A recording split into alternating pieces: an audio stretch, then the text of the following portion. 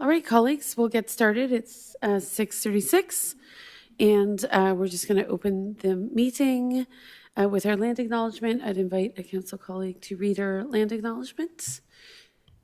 Who would like to do that this evening? Any takers? All right, Councillor Strachan. The municipality of North Grenville acknowledges that the municipality operates on the territory of the Anishinaabe. We recognize all First Nations, Métis, and Inuit peoples who now call North Grenville their home. We respect and support the need for cultivating a strong relationship, and we commit to Indigenous-informed decision-making to foster the path towards reconciliation. Thank you. So, of course, we're starting with Committee of Adjustment, as mentioned. And before we get into our public hearing this evening, I'm looking for a mover and a seconder for the approval of the minutes. And this is in regards to our meeting on September 17th, 2025. Colleagues, anything, any comments or questions in regards to the minutes from September 17th? Seeing none, I will ask for a mover and a seconder for the adoption of the minutes, please. Deputy Mayor, Councillor Wilson, thank you so much. And then I'll call the vote. All in favor? Those minutes carry. Thank you. In regards to disclosures of interest, colleagues, are there any declarations of perceived or real financial benefit or loss arising from the application on the Committee of Adjustment meeting scheduled this evening? Seeing no declarations, we'll move on to our public hearing, and I will look to read the public meeting notice as part of our hearing process. We are moving into a hearing for the application number A1025 for Remote Wellness Incorporated on the lands located at 210 Riverview Lane, Part Lot 29, Concession 2, Geographic Township of Oxford and Rideau, now the Municipality of North Grenville, to waive the setback from the regulatory floodplain. This hearing is your opportunity to provide any feedback on this application, and the committee welcomes any questions, of course, or comments you may have. We encourage you to do so at this public hearing, as the Planning Act rules suggest that the public's inability to voice objections later in the process may be limited if a written oral comment is not submitted. An appeal may be filed to the Ontario Land Tribunal by the applicant, a specified person, or a public body. Debbie Wood, Secretary Treasurer, will keep a record summary of this meeting. Is there anyone here for this public meeting? I'm not seeing anyone. Yes, there is someone. And are you an applicant or the member of the public? Oh, great. Welcome. All right. So with that, we'll pass it over to Mr. Mosher, Deputy Director of Planning, who will give an update on the application. Thank you, Madam Mayor. We could go to the next slide, please. So this is an application requesting to provide relief from a setback from the regulatory floodplain. The house at the subject property was destroyed by a fire in 2024, and a demolition permit was obtained in the same year. So following removal, the property was sold to the current owner, who approached the municipality regarding development, and ultimately there is a desire to rebuild the home with an attached residential unit. Based on the desire to slightly expand the footprint of the structure, a variance is required. And we'll get a little bit into that, but just for now, if we could go to the next slide. This is the subject property. It's located about 1.5 kilometers north of the County Road 43, County Road 19 intersection. That's at the McEwen's gas station. It's located on Riverview Lane, which is a private road, enjoys access off of the County Road 19. It's a smaller lot. It's got about 40 meters of frontage in depth, giving it a total square footage of 1,600 square meters. And we could go to the next slide. So the zoning at the property is with the split zone category, rural and flooding and erosion protection. It's important to note that the flooding and erosion protection zone is actually not as shown here. Instead, the flooding and erosion protection zone has been windowed back as the OP layer has changed and there's more accurate information. If we go to the next slide, it shows it a bit better. So you can see in this sort of gray hatched area, the extent of the floodplain as it kind of comes down in an L on the front of the property. You can see where the rural zone is, and you can see that there used to be a house there before it burned by fire. If we go to the next slide, please. So this is a sketch showing in red what had been there. It's 13.5 meters by 7.5 meters, and in blue what the future build is, and that's 14.5 by 7.5 meters. So The structure would meet all requirements of zone standards except for the setback from the floodplain. It is going slightly closer to the floodplain, although it still remains completely outside of the floodplain, and therefore there are no concerns with North Grenville's official plan policies for flooding and erosion protection, nor from the Conservation Authority. And we could go to the next slide, please. Again, it will be fully outside the floodplain area. It does enjoy safe access, so the access to the property is not over a foot of water in the event of an emergency. And building permits will ultimately be required from the Rideau Valley and the septic office to develop at this lot. In terms of the provincial planning statement, this application is consistent with that. Again, this rebuild will occur outside the floodplain in an area that has safe access. It's also consistent with the United Counties of Leeds and Grenville's official plan and North Grenville's, which mirror each other in the fact that no development is to occur within the floodplain itself. Next slide, please. We did receive comments as this application was circulated in accordance with the Planning Act requirements to neighbors within 60 meters and posted on site. As a result of that, we received no comments from Bylaw, Public Works, and the Building Division. We did receive a formal comment from Rideau Valley noting no objection to the requested variance and that a subsequent application would be needed under Part 10 and 11 of the Building Code to ensure that the existing septic system can accommodate the increased occupancy. That is, the applicants want to rebuild the home plus an additional residential unit. Variances are required to meet 4 tests in accordance with the Planning Act. And in the opinion of staff, this application does meet those 4 tests. It's minor. The application proposes to go a little bit closer to the floodplain. I think it's about 12 meters from the edge of the floodplain, whereas the previous structure was maybe 13 or 14. It's meeting the intent of the comprehensive zoning bylaw. It allows for a home to be constructed and an additional residential unit, which is permitted as of right, notwithstanding that they'll need septic permits to confirm that the size of the system can handle the increased density. It's consistent with the official plan, again, allowing reconstruction outside the floodplain in an area that has safe access, and it would be desirable and appropriate for this development. That's the formal report from staff, but I'm happy to answer questions if there are any. Colleagues, any questions? Councillor Sullivan? Through you, Madam Mayor, to Deputy Director Mosher, thank you for the presentation. I'm a little confused about the address. It says Glider Way Private, and it's talking about Rideau View. Thank you. Through you, Madam Mayor. That's an error in the first slide. It is, in fact, 210 Riverview Lane and not 3642 Glider Way Private. So apologies for that. Okay. Thank you. Because the maps, the pictures looked the same. Okay. Thank you. Any other questions, colleagues? My only question, Mr. Mosher, or maybe to the applicant, is I think it's, while you refer to a residential address or a residential dwelling, obviously the application is in the name of Remote Wellness Incorporated.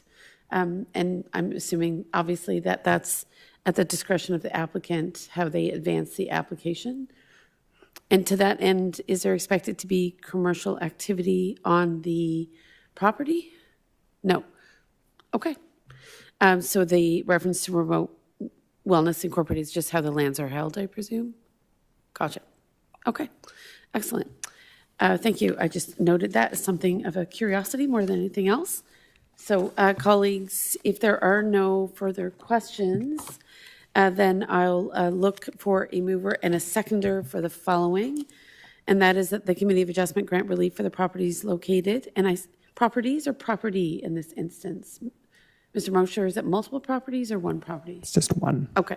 For the property located at 210 Riverview Lane, Part Lot 29, Concession 2, former Township of Oxford on Rideau, now the Municipality of North Grenville, from the following sections of Comprehensive Zoning Bylaw 5012, to provide relief from Section 6.25C of the Comprehensive Zoning Bylaw, to waive the setback from the regulatory floodplain, whereas a 15-meter setback is normally required. Because the request is minor, the intent of the zoning bylaw and official plan are being maintained, and the variances are within the parameters for additions in the floodplain hazard designation. The recommendation is to approve. So may I have a mover and a seconder? Councillor Strachan, Councillor Sullivan, thank you. Any last comments or questions? Seeing none, I will call the vote. All in favor? All right, that passes. I am so sorry. I did not see someone in the audience wanting to ask a question. Please come down.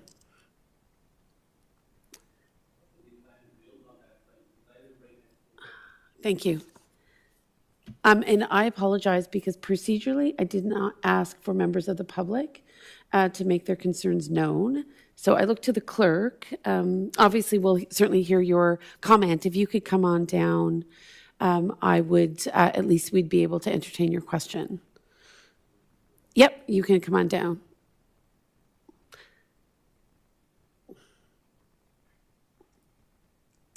I'm so sorry because I only saw the applicant raise their hands when I asked who was here for the meeting. I did not realize there was someone wanting to ask a question.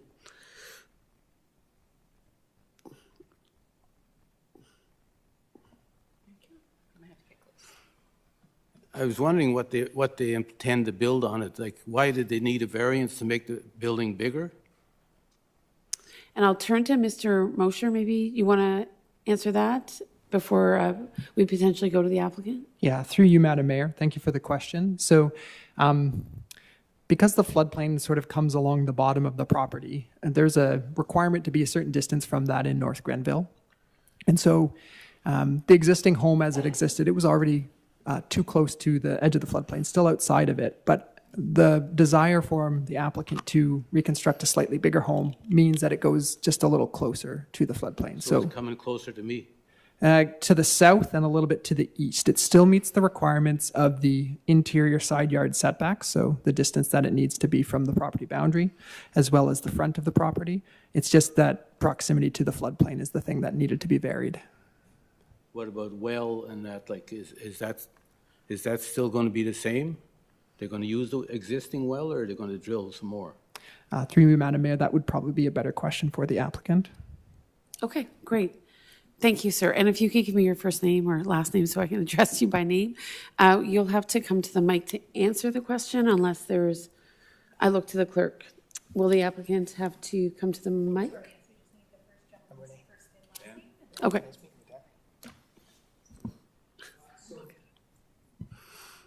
Is it on? Okay, thank you very much. The existing well is to be used, and we have secured Patterson Engineering to assist us with the septic planning and the grading planning, and all of that has been submitted to us, and we're just in the process right now of following through with Rideau Valley Conservation for their approval on the permit. We do intend to build a single dwelling with accessory dwellings in that location. So within the primary residential dwelling, you'll have an additional residential unit? Correct. Within the main structure? Correct. So there's no ancillary structure, if you will, is that? Yes. Okay. Yes. Does that include basement? Yes. Yeah. Walkout, more than a basement. We're not going deep. And sir, if we could just get your name for the record, please. Daniel DeBow. Daniel DeBow? Yeah. And your address again, please? 214 River Lane. Riverview Lane. Okay. Sorry, for the record, my name is René, R-E-N-E, Theberge, T-H-E-B-E-R-G-E. I'm a director of Remote Wellness Incorporated. Great, thank you. Does that answer your question, sir? Yes. Okay, and thank you for raising your hand. I apologize that I did not ask for any comments after the application. Okay, colleagues, we've addressed, obviously, the recommendation and approved the application, but always thank members of the public for coming and seeking the information that they need, particularly when it relates to neighbors and impacts. So with that, Ms. Janot, I think we'll look to adjourn the Committee of Adjustment. So I'll look for a motion to adjourn. Yes, yeah, the vote was called. So then I will look for a motion to adjourn, please. Councillor Sullivan and Deputy Mayor, thank you so much. And we will be looking to adjourn at 6:52 p.m. And I will call the question. All in favor? Thank you. And that meeting, and the meeting is adjourned, and we'll just take 5 minutes to transition to our council meeting. Thank you.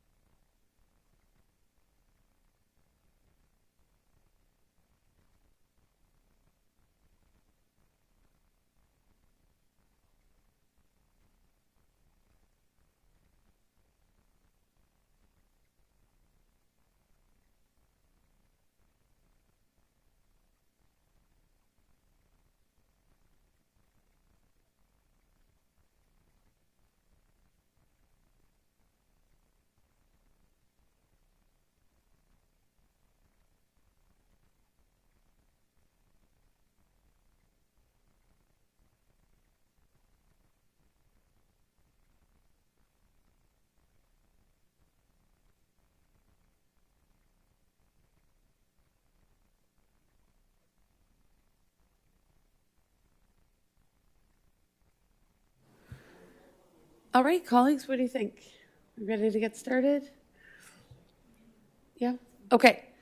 So we are now here in council chambers once again.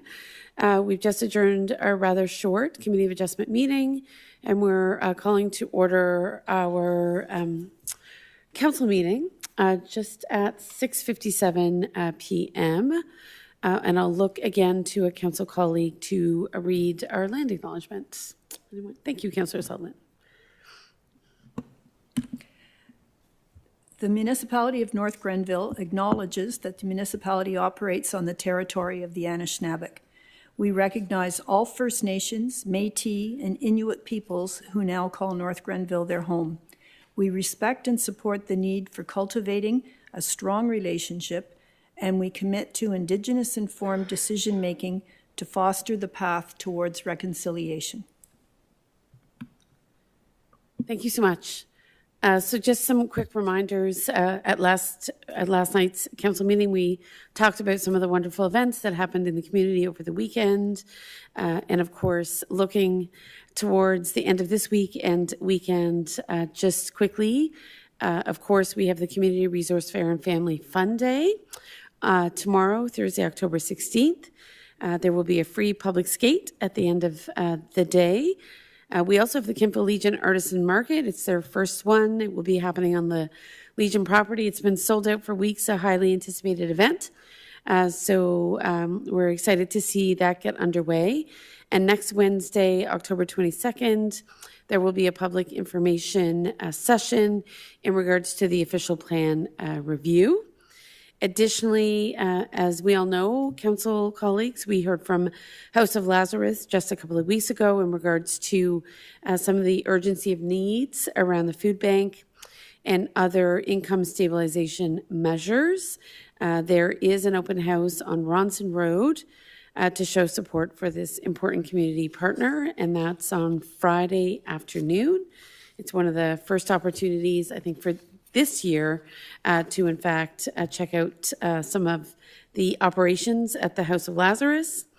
Of course, we also have the Little Black Dress event hosted by the Chamber of Commerce, a major fundraiser and a fun way to support local businesses and the Chamber network. As well as we've got Creepy Kemptville on Saturday, October 25th. Of course, I have strong memories, vivid memories of taking my kids on their Creepy Kemptville adventures, as I believe Councillor Striker would too. So certainly an event that's well embraced by young families in the community, and that's on Saturday, October 25th. So now we'll move to yes, absolutely. If anything else is on the minds of council in regards to upcoming events, I would invite you to share it now. So, Deputy Mayor. Yeah, thank you. Your notice of Creepy Kemptville reminded me that on November 5th at Cater Affairs, 6 o'clock, that the Old Town Kemptville BIA will be holding an information meeting about their plans to expand their boundaries deeper into downtown Kemptville. So it'll be followed by a general members meeting, and I invite the public to come out and find out more about our plans to expand. Thanks. And an open meeting, not just for businesses, but for anyone in the community? Anybody interested in what our plans are, yes. Excellent. Thank you. Anything else, colleagues? It's top of mind? No? We've covered it? Okay. So then we will move on to our agenda. There are some amendments this evening, the first of which is moving a closed session that's currently under item J to the end of the evening's proceedings. We expect it will be a fairly short closed session, so we would like to move that to the end, as well as we've received some communication from some of our child care centers, and they would very much appreciate it if we would give consideration to the declaration around, or proclamation rather, around the 25th Annual Child Care Workers and Early Childhood Education Appreciation Day. So I've invited Deputy Mayor, if that amended agenda passes, to read that proclamation on our behalf. So those are the two amendments to the agenda this evening, colleagues. Is there Any other comments or questions in regards to the agenda? Seeing none, I will ask for a mover and a seconder for the agenda, please. Councillor Wilson, thank you. And Deputy Mayor, thank you. And I'll call the vote. All in favor? Great. Thank you so much. So next, we'll go to declarations of pecuniary interest and general nature thereof. Of course, colleagues, this is in regards to any perceived financial benefit or loss arising from items on tonight's agenda. Are there any declarations? I'm not seeing any. So we'll move on. There were no public meetings. So we'll invite Deputy Mayor to read the proclamation in regards to a very special day celebrating ECEs and childcare staff. Thank you, Madam Mayor. As the former treasurer of the Kensington Community Childcare Centre, I'm pleased to read the following proclamation.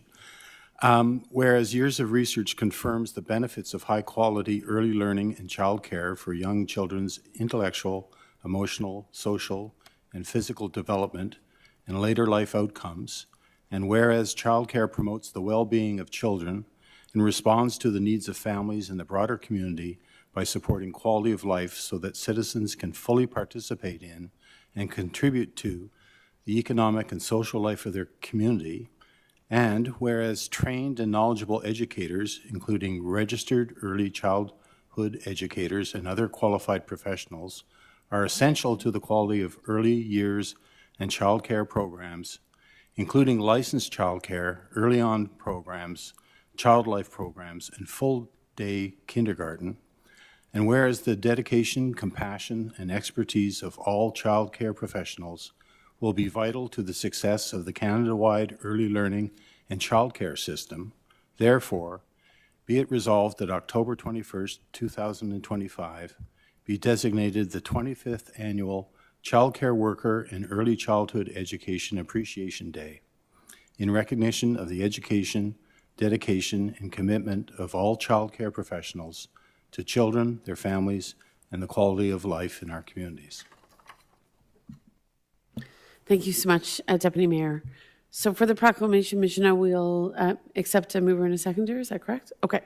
So can I have a mover? Thank you, Deputy Mayor and Councillor O'Sullivan. For seconding, any comments or questions? I know I had the opportunity just a couple of weeks ago to address over 300 ECEs and childcare staff who gathered here for an annual conference convened by Leeds and Grenville Community Social Services, and it was a professional development day and a chance for ECEs and childcare staff to come together and network and compare notes. And there was so much energy and enthusiasm in that room. And certainly, I'm acutely aware, as I spoke that day, about the role of childcare, licensed childcare, in the quality of life of so many families and the capacity for it certainly creates. The capacity for parents to work outside of the home, which is often very necessary. So I just want to extend thanks to all of the ECs that work in North Grenville. I would note that there is an urgent need for more childcare spaces in North Grenville. As a high-growth community, we've really struggled to stay on top of a surge in demand, and there have been many conversations with the United Counties of Leeds and Grenville and the province in regards to creating more space, and we hope that more spaces will be coming online. There will be an announcement shortly for up to 100 new spaces in North Grenville. So that's very exciting. But we know that we'll have to go beyond that 100. But one of the issues that emerges when we have those discussions about creating more space is how important it is to actually attract staff to ensure that those spaces can in fact be functional spaces, because it really is a staffing issue as much as it is a funding issue. Leeds and Grenville has been actually quite exceptional and innovative in attracting staff and supporting childcare facilities to ensure that staff come and work at centers, both here in North Grenville and throughout the counties, and continue to stay in those environments. So I commend all of the efforts on the part of everyone to ensure that we have as many childcare spaces staffed appropriately as we need in this community and beyond. Any other comments in regards to the proclamation? Not seeing any, so I'll call the vote. All in favor, please. Thank you. And we'll be sure to pass that on to all the childcare centers here in North Grenville. Next, we'll move on to the consent agenda. I don't believe we have any items on the consent agenda this evening. Obviously, we've moved closed to the end of the agenda, so we'll look forward now under planning to a supplemental report by Mr. Mosher in regards to a zoning bylaw amendment that we heard, I believe, on September 25th, if I'm not mistaken, 17th. Okay. And thank you, Mr. Mosher, for preparing an additional report. Thank you, Madam Mayor. Yeah, so this is a supplemental report for a zoning bylaw amendment application ZBA-09-25. Council may recall it was for 4433 Rideau River Road, and that was again north of the County Road 43, County Road 19 roundabout, about 3 kilometers north of that. The applicants, the no's, as may be recalled, had been seeking retroactive permission to establish a contractor's yards or trades establishment, and planning staff had been working with them since early this year to get them to make the application to request the land use change at the property. At the September 17th meeting, the matter was deferred by council, and there was a request that the planner engage in conversations with the applicant to see if there are any additional mitigation measures that could be explored. So I'm pleased to report that we were able to have conversations. At this time, staff is not proposing any additional compliance measures or compatibility measures than those that had been proposed at the September 17th meeting. But just as a refresher, what staff proposed then and would be enshrined in the bylaw and part of any applicable site plan application following any positive recommendation from council would be increased landscaping open space to the north, maintenance of a cedar hedge in perpetuity, the erection of a screening fence from where the structure seeking to establish legally, a fence from that to the front yard of the existing dwelling, and that any storage be located south of the structure itself. In reviewing the matters, I also had the ability to go back and take a look at photos from the site. One of the site visits I had taken in the summer, and this was in August. And I've attached those for council's review just to show what it looks like on the ground, especially some of the shots where one is looking north towards a cedar hedge, which I think that being maintained in perpetuity with the fence itself, with the increased landscape open space, and with open storage being to the south of the building, I think are good compatibility measures that do meet the intent of North Grenville's official plan and would allow the site to function and be compatible in the rural setting that it finds itself in. I suppose the final thing to say is that just as a respectful note is that applications made by councils, as stated in Section 3 of the Planning Act, is that all decisions must be consistent with the policy statements that are issued under the Act, and that any comments, submissions, advice that affect a planning matter that are provided by the council of a municipality shall be consistent with the planning statement as well.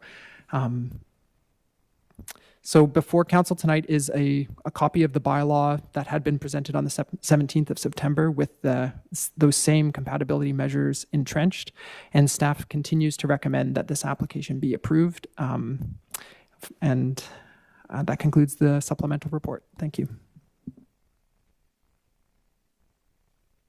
Thank you, Mr. Mosher. Any comments or questions? Thank you. Deputy Mayor? Through you, Madam Mayor, to Deputy Director Mosher. Subsequent to the first presentation on September 17th, has the length of the fence along the cedar hedge changed at all? Through you, Madam Mayor. No, staff is not proposing that change. There is an attachment within the report that shows the length of the fence itself, but it would sort of truncate where the existing garage truncates. It would not continue forth. There were some potential operational issues, like with continuing it out to the road, and would that create some sort of a line of sight issue? As well, in the opinion of staff and in discussions with the applicant, it was seen that really that is probably the area where there may be the most vehicles, trucks, and or personnel. So that would be the area that is most desired from this additional fencing screening. But no, staff is not proposing to extend that to the west at all. I just note that the cedar hedge is much closer to the road than the proposed fence. If I'm reading that photo correctly, the red line is the proposed fence? That is correct. Okay. All right. Thanks for that. I think good fences make good neighbors. I'd like to see a better fence, but I guess that's not coming. Thanks. Any other comments or questions? My, just one of the observations, just thinking back to that last meeting, is I know one of the discussions that was had was really just around construction activity, noise, what have you. Obviously, given what is a very successful cabinet business that appears to be growing, it's inevitable that you're going to get some amount of noise from contractors, staff, what have you. So I appreciate the photos of this cedar, this sort of cedar hedge, because I think they help paint a good picture of some of the visual buffering. But I think one of the questions I had was really around noise buffering. And I remember the applicant speaking of much of the activity, certainly in terms of saws, happening within the enclosed building. But I guess I too am curious about the opportunity for noise buffering as much as visual buffering, just given that there is a residential property next door. So can you just speak more to your deliberations around that particular piece? Thank you, Madam Mayor. It is a good question. So following the meeting on the 17th, I did meet with one of our building inspectors, Mr. Lewis, to discuss this matter and see if he had any information that could lend itself to helping us as staff understand any of the proposed noise mitigation measures. Now, while Don was able to confirm that engineering drawings have been provided, neither he nor I are qualified as noise engineers or sound engineers, so we can't really offer a formal comment on it. I suppose the previous mitigation that was discussed on the 17th was hours of operation through the noise bylaw would be enforced. Staff's not aware of the I guess the quality of the insulation and the noise inhibition properties that it will impart for the operation itself. I did have a chance to speak with the applicants, and my understanding is that they did consult with noise professionals, but were ultimately unable to retain that information ahead of the meeting tonight. So not a tremendous answer, but that's the answer I have to give. Indeed, thank you for that. So when it comes to sort of the decision to not, I guess, move ahead or recommend to us this evening any additional kind of buffering, whether it be visual or sort of in light of noise considerations. And I have lived on a fairly small property in close proximity to neighbors, and certainly cedar hedge is amazing because it achieves an excellent visual barrier, but obviously from a noise perspective, I don't think it's that impactful. It certainly has its place, so I'm not diminishing the value. But so once again, I'm just trying to understand the rationale around to not recommend to council tonight sort of any other measure, if you will. Can you just, and again, I apologize if I missed it in your explanation. No, thank you, Madam Mayor. So again, ultimately, with the information that we have on hand, it's not stuff that staff is able to confidently say this will provide additional noise mitigation or sound mitigation. I suppose the one thing to note is that the operations are contained within the building, and that could be specified by council in any site plan control agreement, that's clearly understood. And again, the location of open storage materials to the south of the building, that measure, although not directly a noise measure itself, could be seen to do something within that matter, because by storing things and going to retrieve those things to the south of the building, there will be a physical barrier from any noise that would emanate from the property.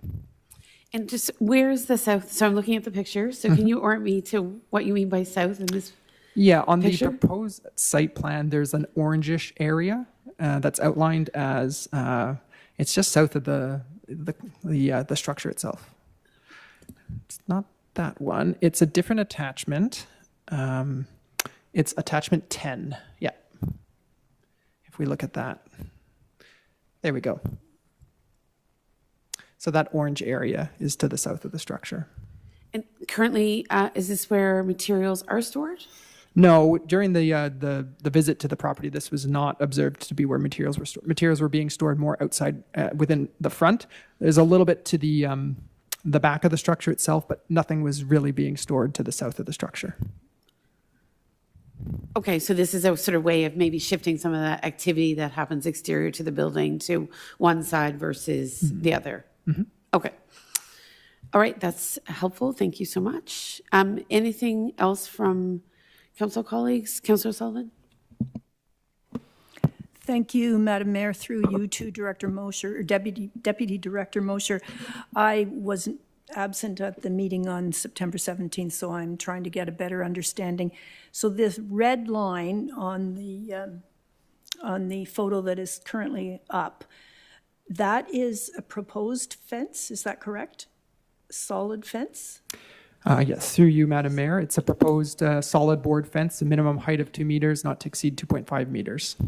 And what is the purpose of it being there? Because it's already going to be in front of an established cedar hedge that's already existing, right? Yeah, it's a good question. And through you, Madam Mayor, it will help to assist with maintaining that open space landscape buffer, the greenish area. So that's a wider buffer. Our zone provisions actually only ask for 3 meters, but we said 6 would be a better way to achieve compatibility given that the structure is in the location it's located in.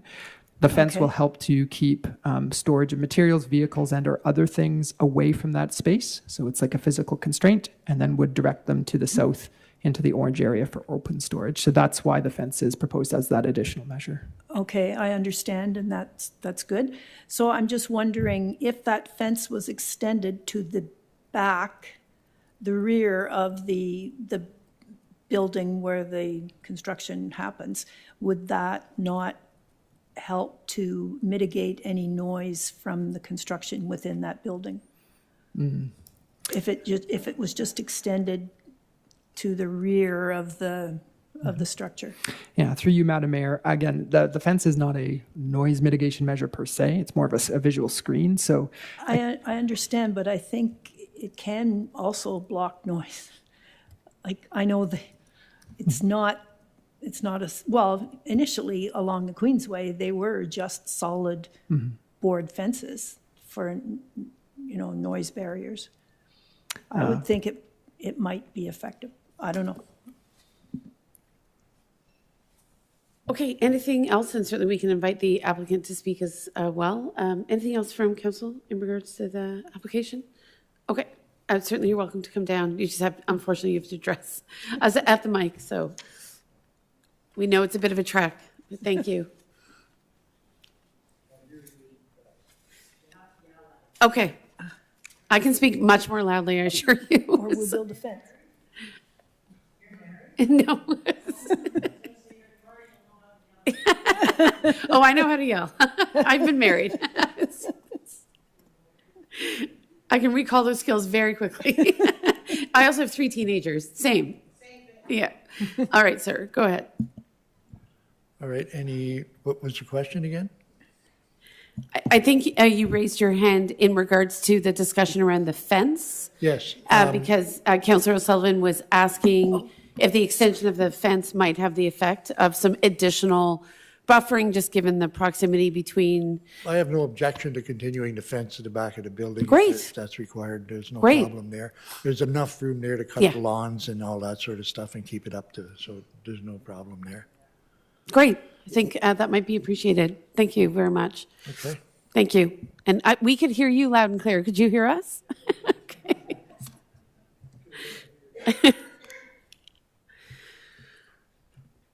Okay, colleagues, is there, yes, Mr. Mosher? If that's the will of council and the applicant's open to it, you'll need to make one amendment to the draft bylaw, Yes. and I can walk you through that when you get to that point.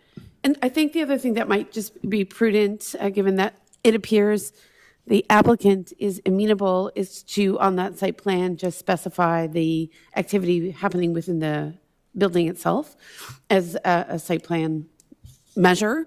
It seems fairly typical for something of this sort anyway. So I would look to you, Mr. Mosher, to perhaps give us the language for those two considerations. Okay, so in paragraph 3 of the draft bylaw, it's the second clause. It says, notwithstanding the provisions of subsection 633 open storage hereof on the contrary, on the land zoned RU-74, there's a third bullet point, and it says from the northwest edge of the contractor's yards, excuse me, or trades establishment, the fence will start. And so that needs to say from the northeast edge of the contractor's yard or trades establishment. Yep, we're going to, Ms. Jeanot was just asking.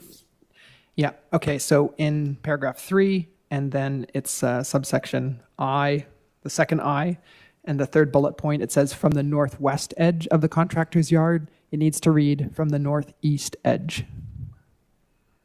And then continues with the requirement for the fence and height in 2 meters, not to exceed 2.5 meters, and parallel to the cedar hedge. Great, thank you. And then the second point, if you want to, again, it's not part of the zone bylaw per se, but if you would like there to be a clause in the site plan agreement, council can pass a resolution tonight. It would be something separate, and that resolution would need to say that any site plan control agreement at 4433 Rita River Road include language requiring that it's understood that all operations are to be inside the structure itself. Okay, And then staff can work that out in the site plan agreement. and I believe you would be amenable to that because that's your current practice anyway, is that correct? Okay. Okay, so maybe we'll tackle the ZBA first. Yes, sir. Yeah.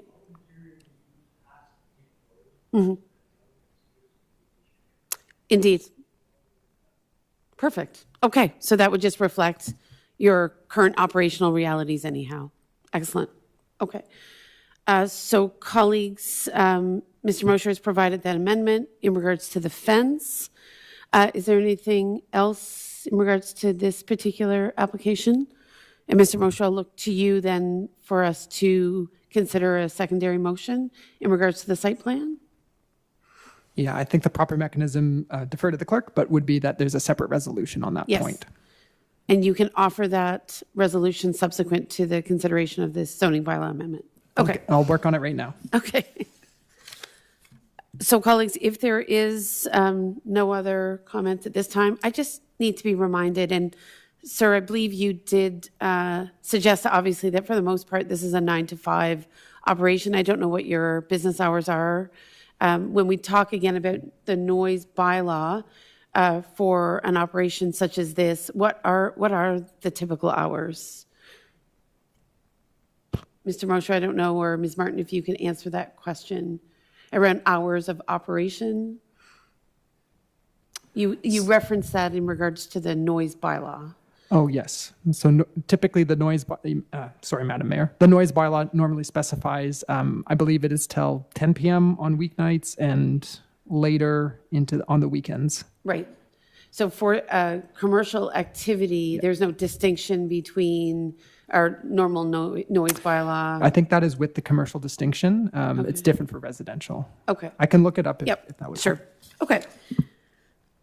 Okay, so with this in mind, I'll look for a mover and a seconder for the bylaw amendment that's been presented this evening, understanding that there has been a further adjustment in regards to the length of the fence. So, Ms. Jeanot, do you want me to read this in full? I don't know if it would properly capture all aspects of the bylaw. Yes, I would love for you to read it. Thank you. that council approve bylaw 7225 being a bylaw to amend the zoning at 4433 Rideau River Road from rural to rural exception zone to permit a contractor's or trades establishment as an additional permitted use and to specify locations of landscaped open space, open storage locations, and fencing requirements with an amendment to paragraph 3, clause 2 to from the northeast edge of the contractor's yard. Okay, with that in mind, I will look for a mover and a seconder. Councillor Strachan. Thank you. And Deputy Mayor, thank you. Anything else, colleagues, in regards to the particularities of this amendment? Seeing none, I'll call the question. All in favor? All right. That carries. Thank you so much. And we'll move on to, I think, Mr. Mosher, you're almost ready. Do you need a minute? Okay. And then just while we're waiting for Mr. Mosher, colleagues, after this item, we'll be looking at L.2, which is the land evaluation area review, which came to Counties Council in July of this year and is returning to North Grenville's Council so that we can make some final adjustments based upon the outcomes of the County Council meeting, where there was a very lively discussion around the land evaluation area review. So following that, we will have a highly anticipated report around affordable housing targets and incentives. And we also are delighted to receive a housing report card, and Ms. Martin will be delivering both of those. But we'll return to Mr. Mosher, who I believe has some language for us to consider. Yes, and I've shared it with the clerk, so I'll read it out here, and we can modify as needed. But the resolution would be something to the effect that council resolve that the owner at 4433 Rideau River Road commit to wording within the required site plan control agreement at the subject property that acknowledges that all operations of the business occur within the contractor's yard or trades establishment located at the property. Okay. Sound good? All right. Can I have a mover and a seconder? Councillor Wilson, Councillor O'Sullivan. Any comments or questions? Okay. I will call the vote. All in favor, please. That carries. All right. So thank you very much. I know that it's been an extensive period of engagement, so we certainly know that you're operating a successful business and wish you the best in the year, if not years ahead. We hear very good things so about your product. Okay. Thank you. All right. Mr. Mosher, I know you're on deck again. Do you need a minute or you're good to go? Okay. I will just take a minute. I know Mr. Mosher is just consulting with some members of the public. So, Ms. Janot, I'm just going to take a minute so that we can wait for Mr. Mosher's return.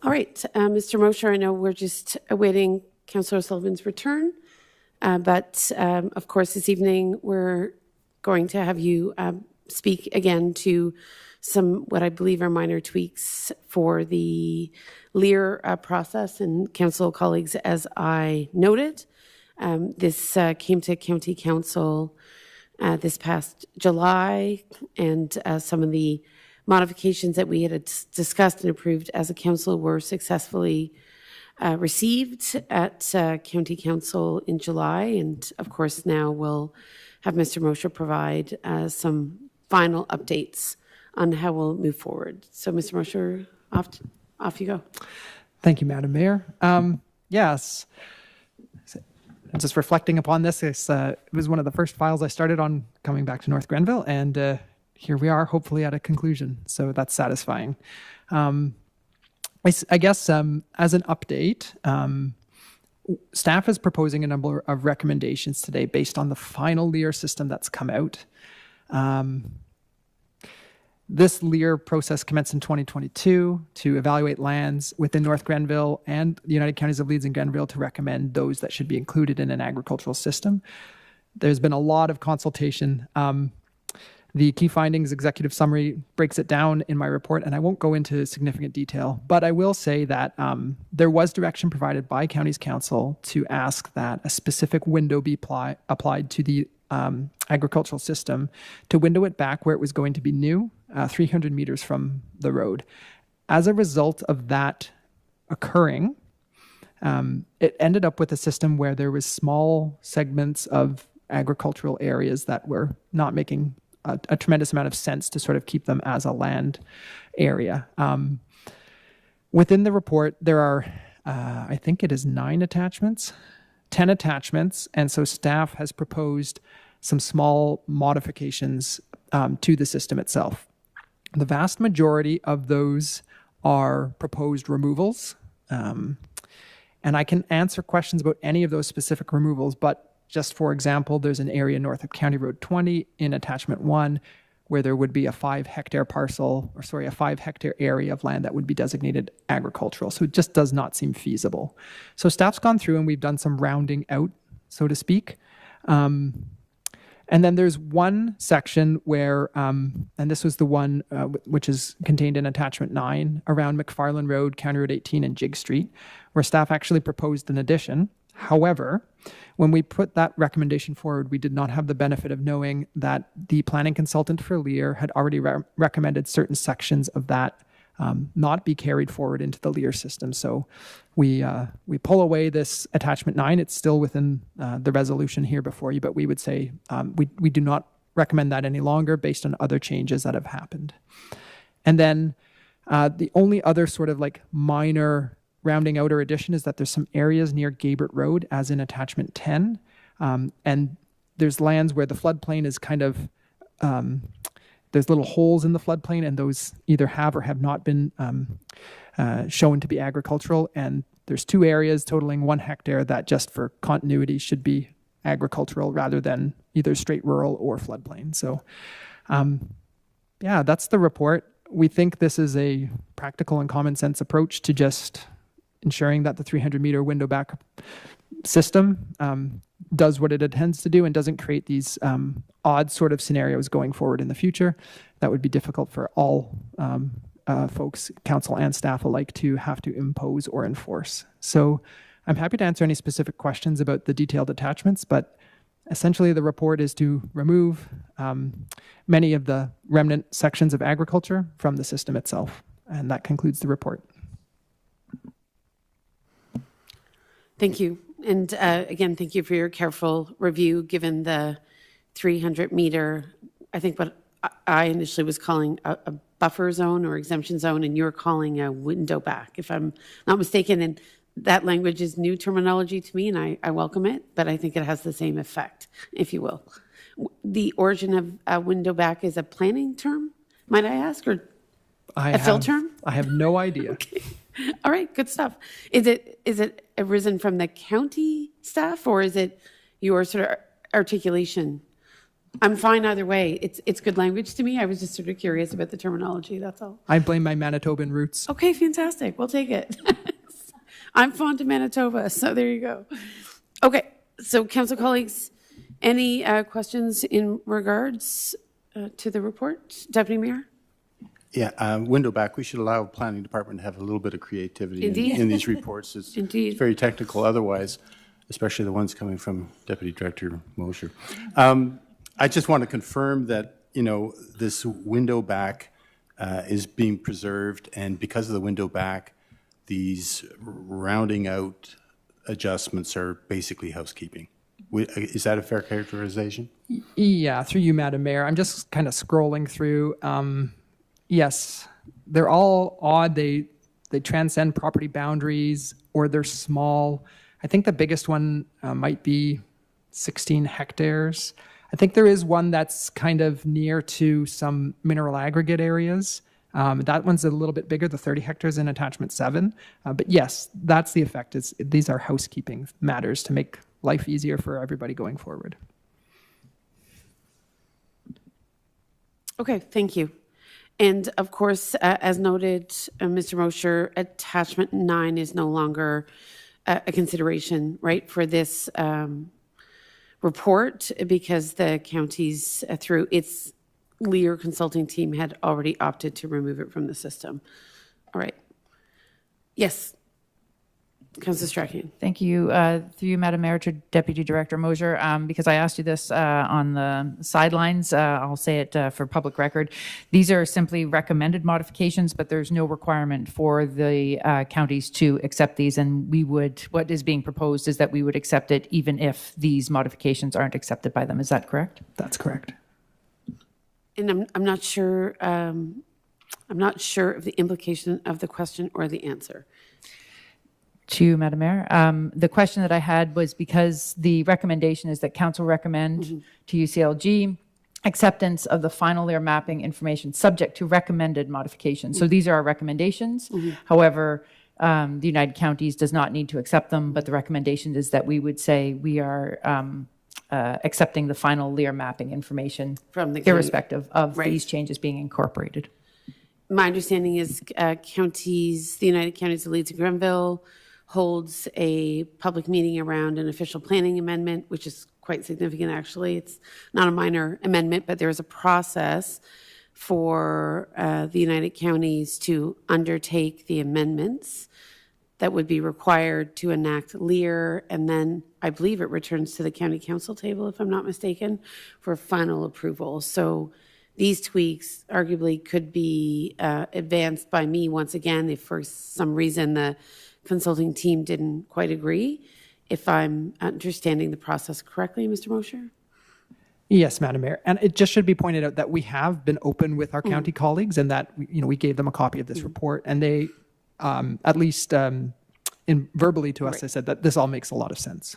Great, thank you. Okay, but certainly I can keep municipal council colleagues apprised of when that meeting will happen at county council, which I think will consolidate all of the variations and municipal adjustments, if you will, that have already been addressed at the county's council table. It's a process. There is no doubt. But with that in mind, given Mr. Mosher's explanation, I think the recommendation this evening is before you. I don't think I need to read it in full.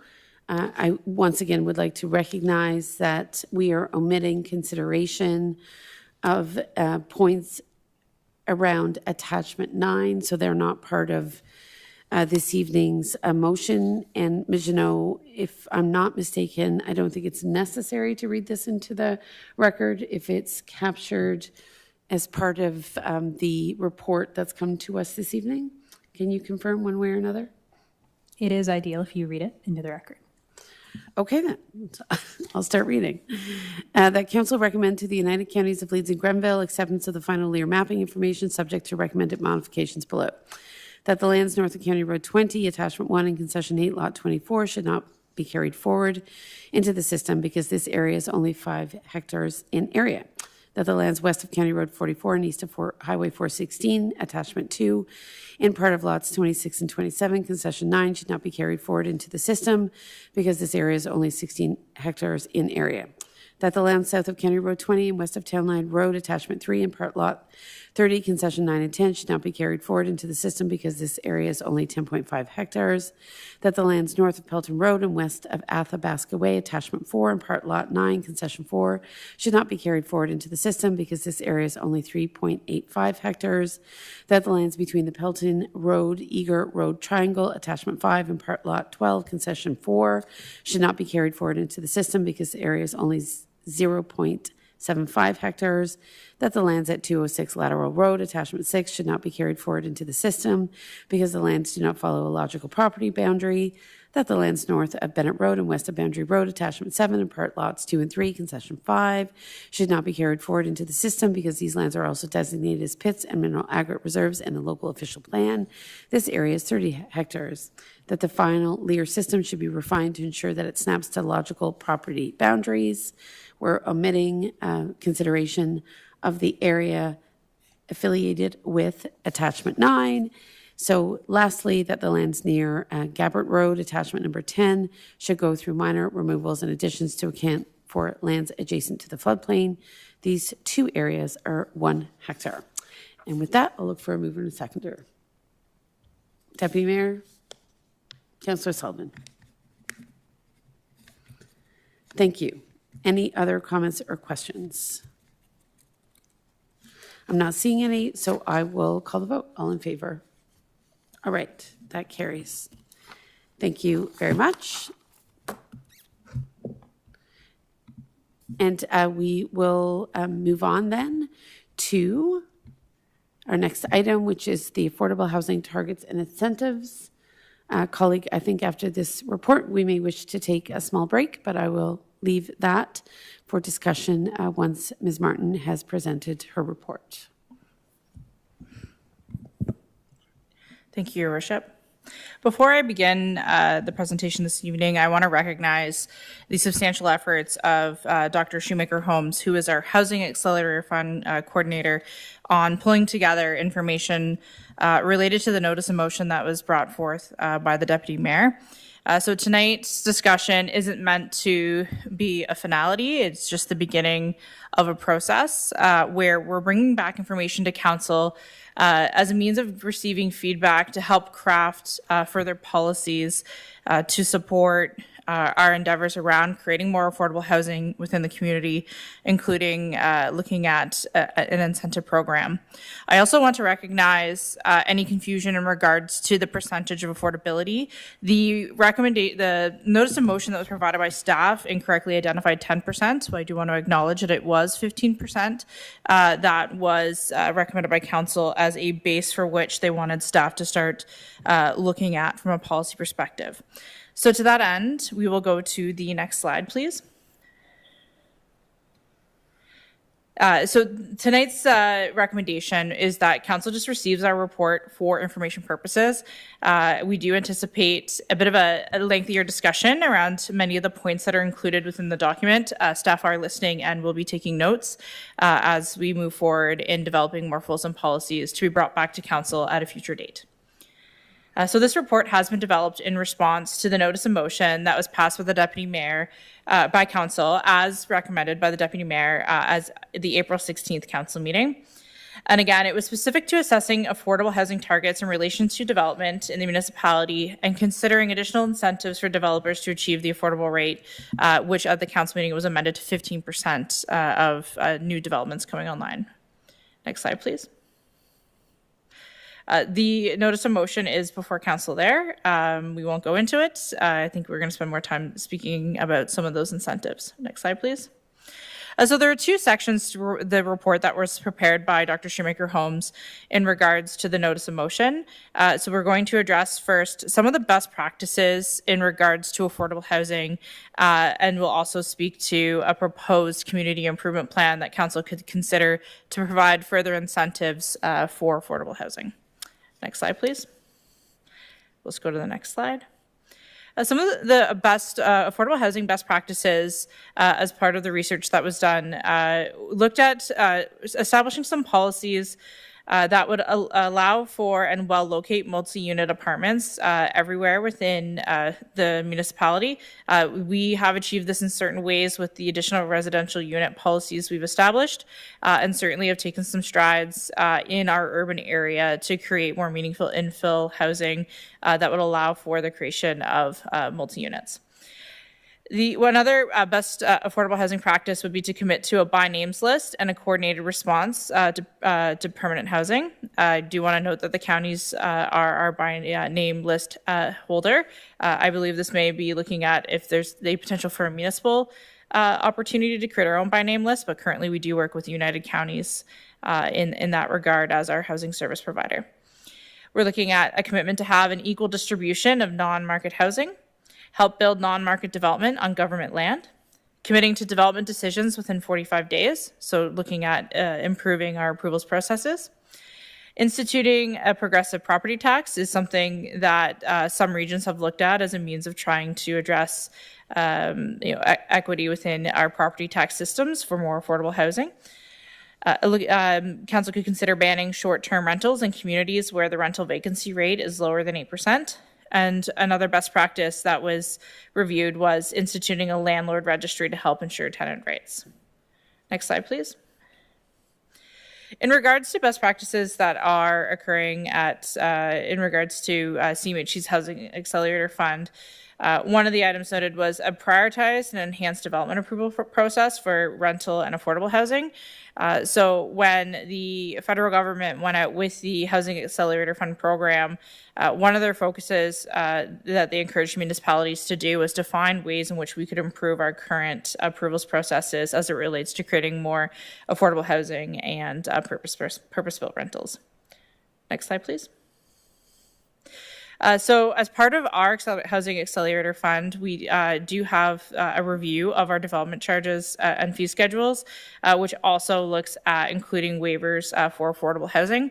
I do want to note that the province has amended the Development Charges Act where affordable units are exempted from development charges. Next slide, please. So I'm going to go into a proposed community improvement plan that council could consider in regards to encouraging developments to include more affordable units. I think as council can attest, as we've had developments come forward in the past, we've had requests to further reduce development charges. We've had requests to further waive development charges to help just support the provision of more purpose-built rentals in the community. And there have been a lot of discussions around what does that affordability look like. So in part, staff are recommending that there be some consideration for a community improvement plan, and also recognizing we'll be getting into just our, in my next presentation about our housing strategy and affordable housing strategy, a community improvement plan was identified in both as an initiative that council should look at undertaking. Next slide, please. So the goal of the North Granville Affordable Housing Community Improvement Program, or CIP, would be to increase the supply of affordable rental and ownership housing units throughout the municipality. And this would require that we designate the entire municipality as a community improvement project area. So projects that would exceed the 15% affordability, as identified in the notice of motion, would be eligible for a community improvement plan grant, depending on the various programs that could be adopted. Next slide, please. So the objectives of a affordable housing CIP would be to help facilitate the development of affordable rental and ownership housing by providing further financial support, increase the overall number of affordable and rental home ownership housing units in the municipality, assist in trying to achieve our target within our official plan of 25% of all new housing be affordable, and reinforce the provision of affordable housing as a municipal and community priority. Next slide, please. So there are various grant programs that could be considered under a community improvement plan.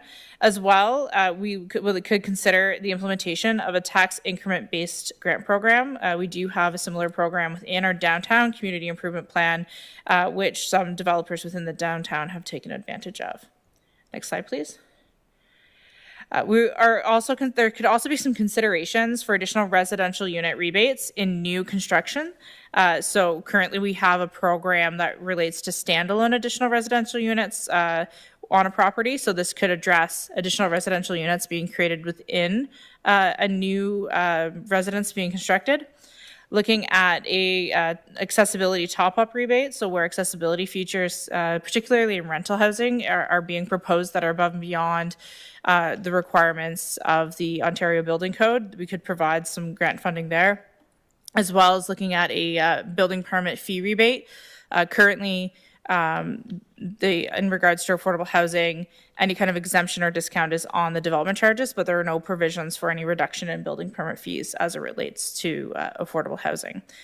In the past, council has provided direction on certain projects that building permit fees be waived for affordable projects. That includes the Habitat for Humanity project and more recently Shalom Small Homes 4 units. Council did provide direction on that. We could solidify that more fulsomely through a community improvement plan. Again, recognizing the work of Dr. Shoemaker Holmes in pulling all of this information together, Deputy Director Mosher and I are here this evening. We do plan to try and tag team this discussion as much as we can, as we all work so closely on the housing file. So we do appreciate any comments that council may have, and we'll do our best to answer the questions, but we do appreciate all the great work that Dr. Shoemaker Holmes has put into our housing program to date. Thank you very much. Appreciate it. Council colleagues, any questions or comments at this stage in regards to some of the proposals that have been highlighted by Ms. Martin in her report? Deputy Mayor? Thank you, Madam Mayor, and through you to Director Martin. Thanks for acknowledging the work that Dr. Shoemaker Holmes expended in pulling this together. When I brought the notice of motion, of course, I had forgotten that CIPs are the only way that we can incentivize developers, and she returned with a very robust document when she brought it to council, and I truly appreciate the work involved, and of course the teamwork of both you and Deputy Director Mosher. I've got a couple of questions that I shared with you earlier today, Director Martin, and that is, in the CIP, it talks about non-market housing, and we also use the term affordable housing.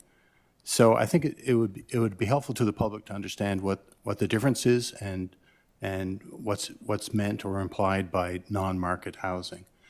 Obviously, not all non-market housing are affordable under our definition of affordability. So could you expand on that a little bit? Because I don't have a clear grasp on how we define non-market housing. Through your worship to the Deputy Mayor, thank you for the question. Staff are certainly taking note, as non-market housing could also mean social housing, supportive housing, not-for-profit housing, cooperative housing, and there's various different models in which those can function. There is no definition provided within the report, so what I would recommend is, based on that comment, as we look at establishing an affordable housing policy and even providing additional clarity within a community improvement plan, that we look at how that is defined. We do, from a planning perspective, conform to our provincial guidelines and our planning statement, so we'll be looking to the province as well as to how that is defined, and perhaps maybe recommend some nuance depending on the units that are offered at kind of your average market rents versus market versus affordable. And recognizing that non-market development could have a mix of all of those within it. Okay, I think that would be a great addition to the report when it comes back again, I guess, or as it evolves over time, to have a little bit more distinction about what we're talking about when we say non-market housing. The other question I had was, will the planning department be pursuing some limited DC reductions for non-market housing projects, however that's defined, as part of the upcoming DC backgrounder study?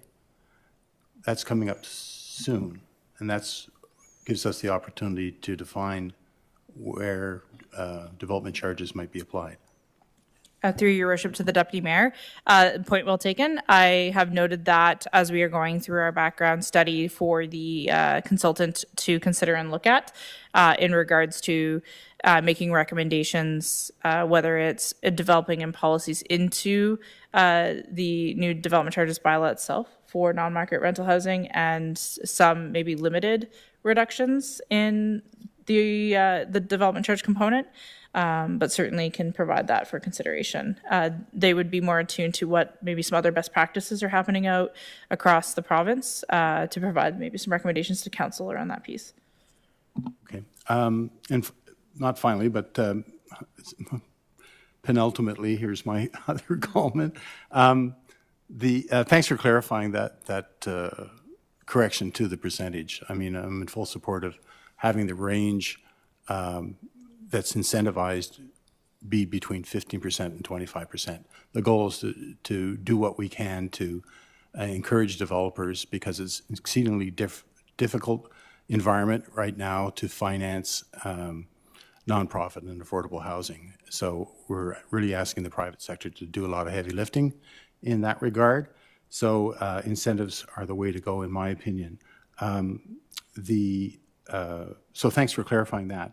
And accordingly, I think it would be very helpful to council that as multi-unit resident projects come forward and plans for subdivision, to have a sense of where we stand globally with our target. Often, a project will come to us and the developer's prepared to commit, 17% or 12% or 10% towards affordability. So it would be helpful to know when those projects come forward with an affordable housing component, to know where we stand sort of over the last 6 months or last year. And I think you'll be presenting, you'll be presenting our housing report card. And I think when we get to that, it'll underline the ongoing need to do what we can to encourage nonprofit or affordable housing projects. And so that's it. Those are all my comments. And once again, thank you very much for pulling this together, and I look forward to developing it as we go forward.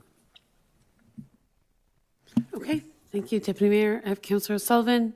Any other hands I should recognize at this time? All right, Councillor O'Sullivan. Thank you, Madam Mayor. Through you to Director Martin. I also would like to ask you to pass on my appreciation to Dr. Schumacher Holmes and to both of you for all your efforts and work on this project and getting things moved along as much as we already have. There's certainly been lots of building going on, and it's great to see the improvements in what's available in North Grenville. I do have a couple of comments, and I think the importance is that housing is a basic need, and it's a social determinant of health, and it's a key indicator of a safe and quality community.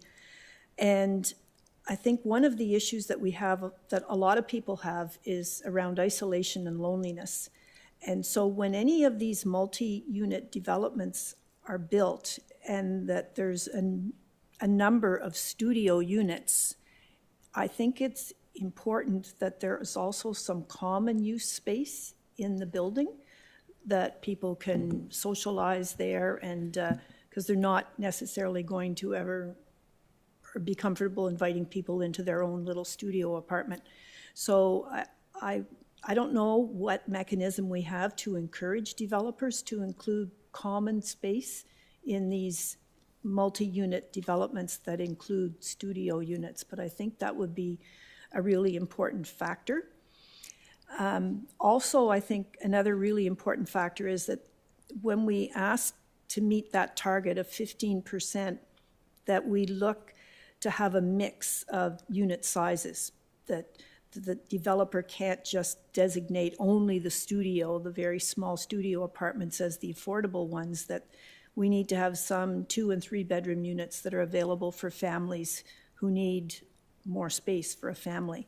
So I think it's important that we have a mix of units available that are also deemed affordable.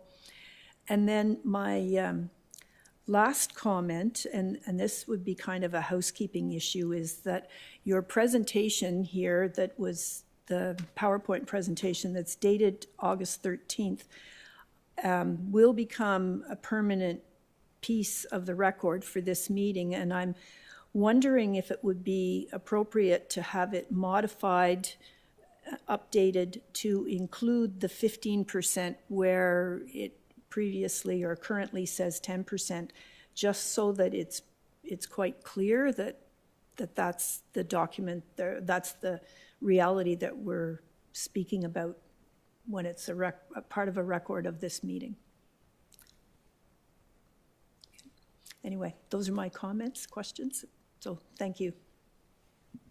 Ms. Martin or Mr. Mosher? Any comments at this stage? You don't need to comment. I just wanted to provide the opportunity.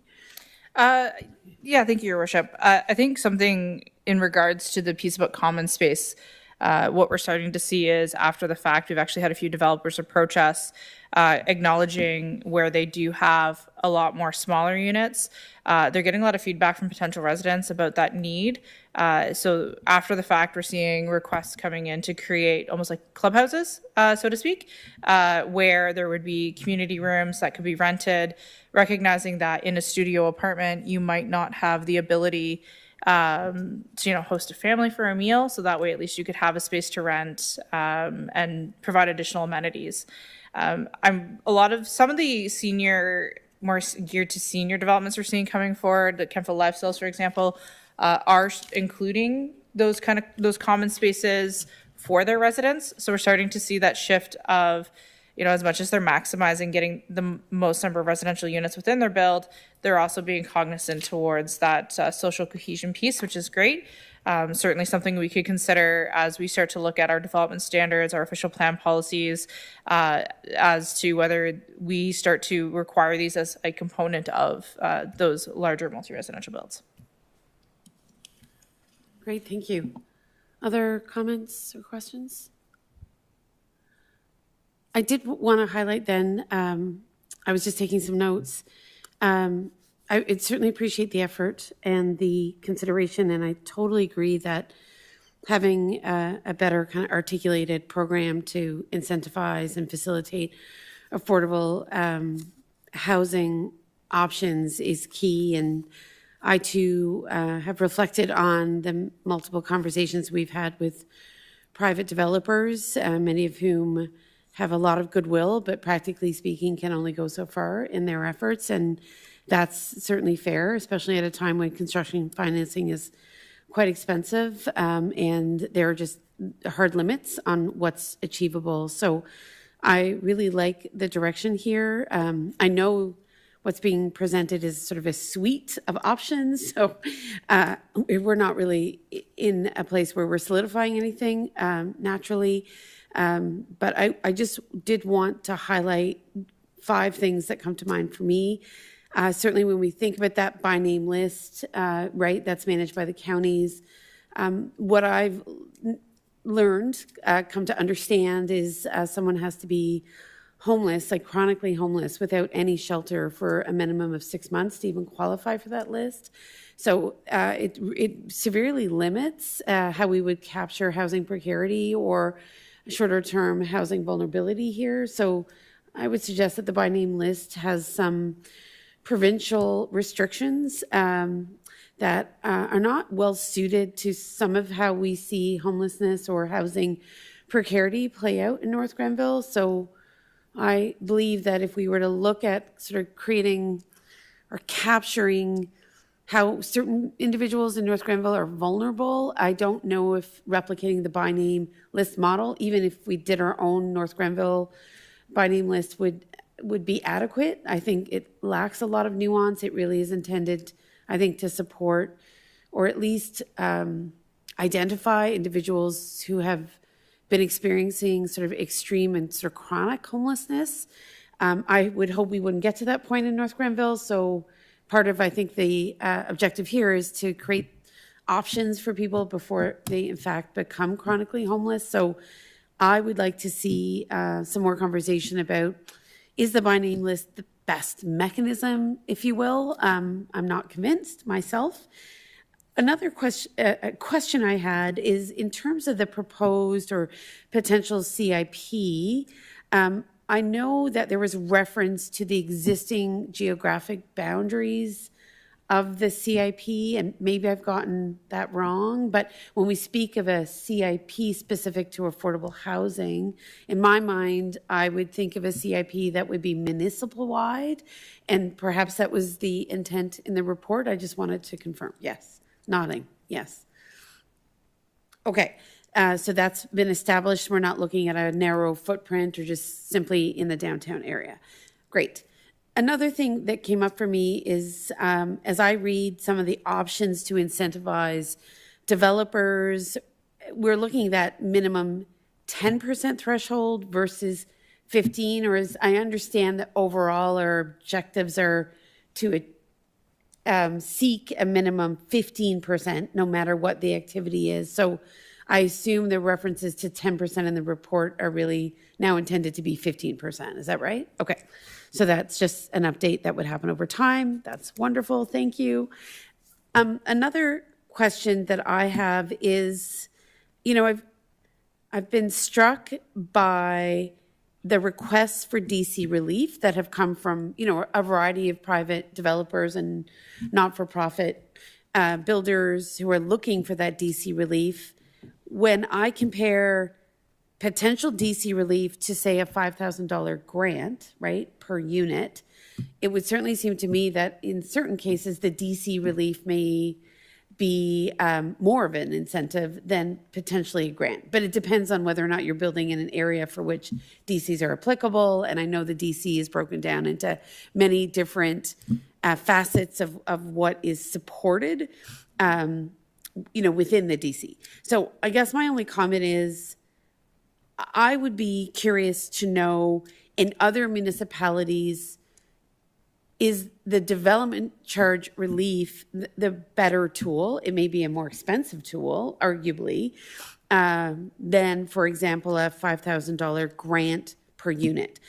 And again, I think there's only certain cases where we should, as a community, provide that DC relief. So I'm not suggesting it's the automatic mechanism, but when I think about the conversations I've been in where entities, builders have sought DC relief, I'm not sure where the grant, how effective the incentive would be, if more or less. If they're looking at a large DC payment anyway, and we all recognize how valuable development charges are, it's not to minimize them by any stretch. I guess it's just to suggest that there may be limited value in an incentive. I don't know if it would go far enough, but Ms. Martin, you have your hand up, and I'd certainly welcome your engagement on that point, as well as Deputy Mayors. Thank you, Your Worship. One thing I do want to note is that the establishment of any community improvement plan does require public consultation. And so perhaps that's something as we craft how we're going to go through that process, we'll keep in mind to take back to the development community and the community at large to provide a bit of engagement on that. Just for reference, in regards to development charges, I'm not going to get into a protracted debate at this point as to if is $5,000 appropriate. But if you were building, a one-bedroom apartment and you were seeking a $5,000 relief, that's almost a 50% reduction in the development charge. So I think that part of the nuance and information that council would probably benefit from as well is what does that look like in a real case applicability where you could actually see the values of the development charge to see what that kind of impact would be. But I think it's, I just wanted to highlight the fact that there is consultation requirements, which I think that would help get some of that feedback that council would be looking for from the developers in our community who also do business within other communities as well. And that is a very good point. So again, I'm not looking to position on this. I'm just trying to reflect on what could be effective. So appreciate your feedback, Deputy Mayor. I'd like to add to this conversation about DCs without going down a rabbit hole, but part of the CP incentives is a tax increment-based grant. So I think that could be just as powerful as DC relief of any kind of sort. So I just wanted to add that. And thank you to Director Martin for suggesting, at least this is the way I interpret it, that we'd have some real life examples of what the impact would be of some of these incentives on a, say, a typical development that's trying to reach an affordability target. Thanks. Yes, thank you, Deputy Mayor. And I would agree that that incremental tax program could have a real impact as well. So certainly would welcome more discussion at another point. I think the objective tonight is to provide some feedback and potential direction on where we might wish to go in regards to any sort of program for affordable housing. I'm just wondering, Ms. Martin, if we pass a resolution, of course, subject to council's approval, directing staff to take a more specific look at a CIP program as an example, that would allow staff within the next few months to at least develop the parameters of a program and, as you say, do some of that consultation and bring it back. I'm most curious to know what you would sort of recommend, or your team would recommend, as a sort of an implementation program, right, for some of what's been presented this evening. I appreciate all of the work, and we wouldn't want it to stall at this stage. So if there's some low-hanging fruit that, from your perspective, is actionable in the short to mid-term, recognizing we're certainly at this term of council, right, it's going to come to a close within the year. So if there are things we can do based upon what we've learned as a council and staff to create a framework that enables more builders to make that commitment to affordable housing, I think we would be keen to do it. Do you have any comments in that regard? Thank you, Your Worship. Certainly, if council, if it's their prerogative to pass a resolution, just providing more direction that at least the incentives program is a matter of kind of more high importance to get across the finish line first. What I will say is that as part of this process, and that we are beginning our budget process, that staff will be putting some consideration into funds within the 2026 budget for an affordable housing community improvement plan. So perhaps if council is giving direction this evening by resolution, that you would also just add in that consideration be added into the 2026 budget. As great as all of these examples are, they will need to be funded. So that is a consideration as to when we bring some programs forward. Another option that we could have is we could have a full suite of programs, and on an annual basis as part of the budget process, we could do a bit of an evaluation as to how those programs worked and turn certain programs on or certain programs off depending on the year, and funding available through the municipal budget process.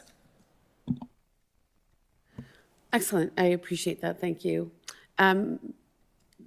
Speaking again to the report, one of the areas that was identified as a potential policy lever around Section A was eliminating rezoning public hearings and urban design review panel requirements for affordable housing municipal-wide.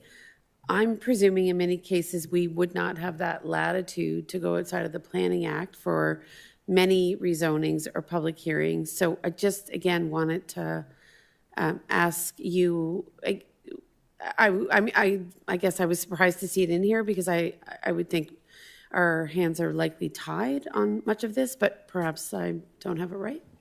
Thanks, Madam Mayor. So yeah, I get the nod for this one.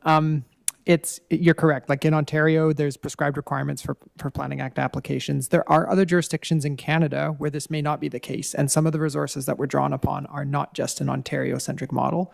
So that's where some of this comes.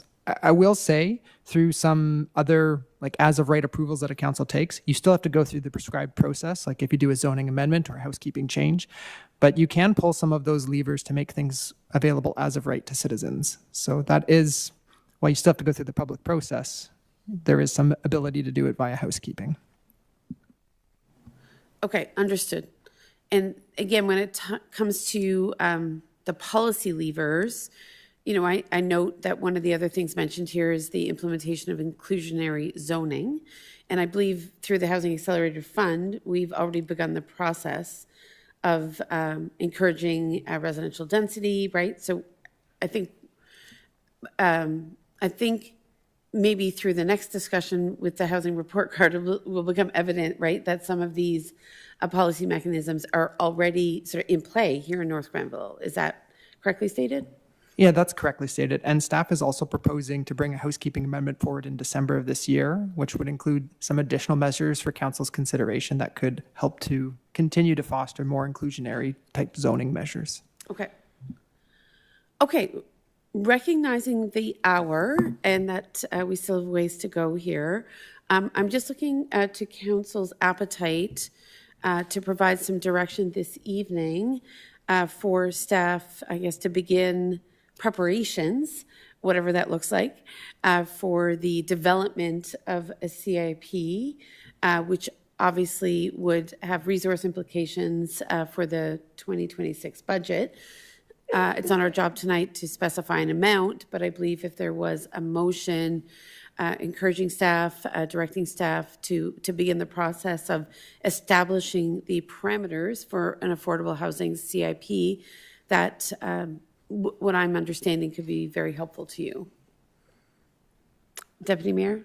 Yeah, I would move, if I may, that council receives the report PD 2025-054 for information purposes and direct staff to continue to develop the affordable housing CIP and include budgets to support a CIP in the 2026 budget. That's awkward, but you get the gist.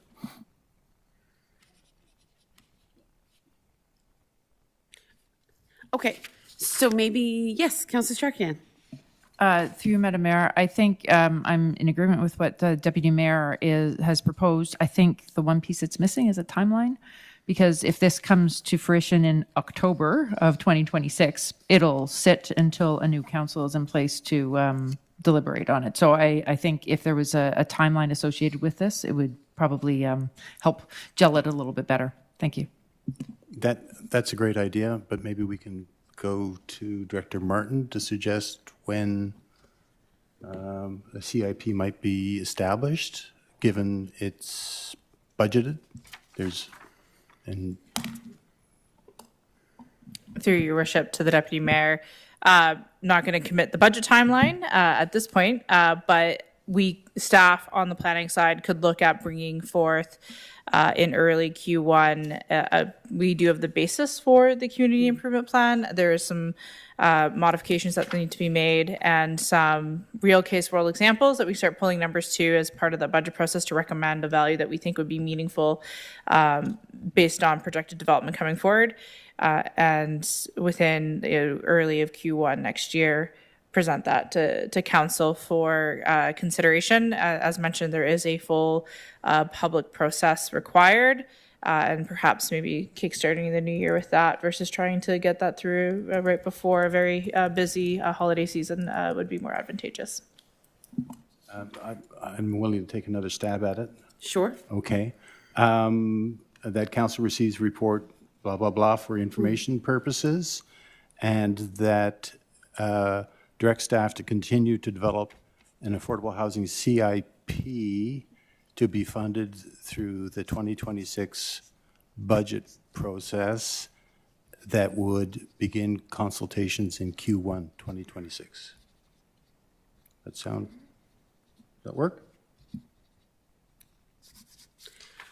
Okay, so what I'm hearing is that in addition to receipt of the report, direct staff to continue to develop an affordable housing CIP to be funded through the 2026 budget process, for which consultations would commence in Q1 2026.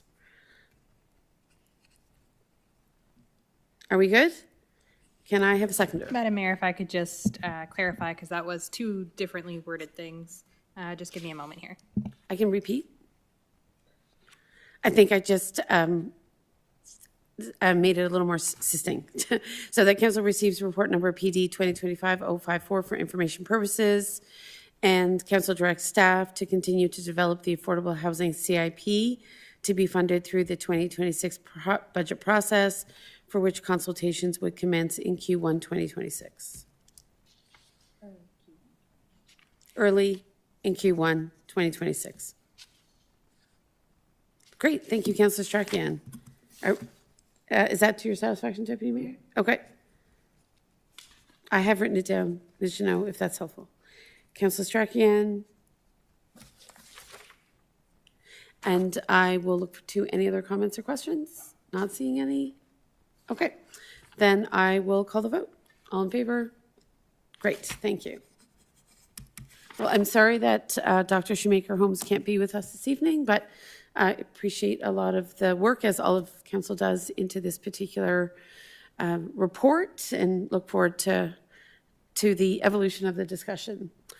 Council colleagues, I'm going to beg your indulgence for a short break before we get into affordable housing, so that we're fresh and alert. So I'm looking for a mover and a seconder for a short break. Councillor Strachan, Councillor Sullivan, calling the question, all in favor. 10 minutes.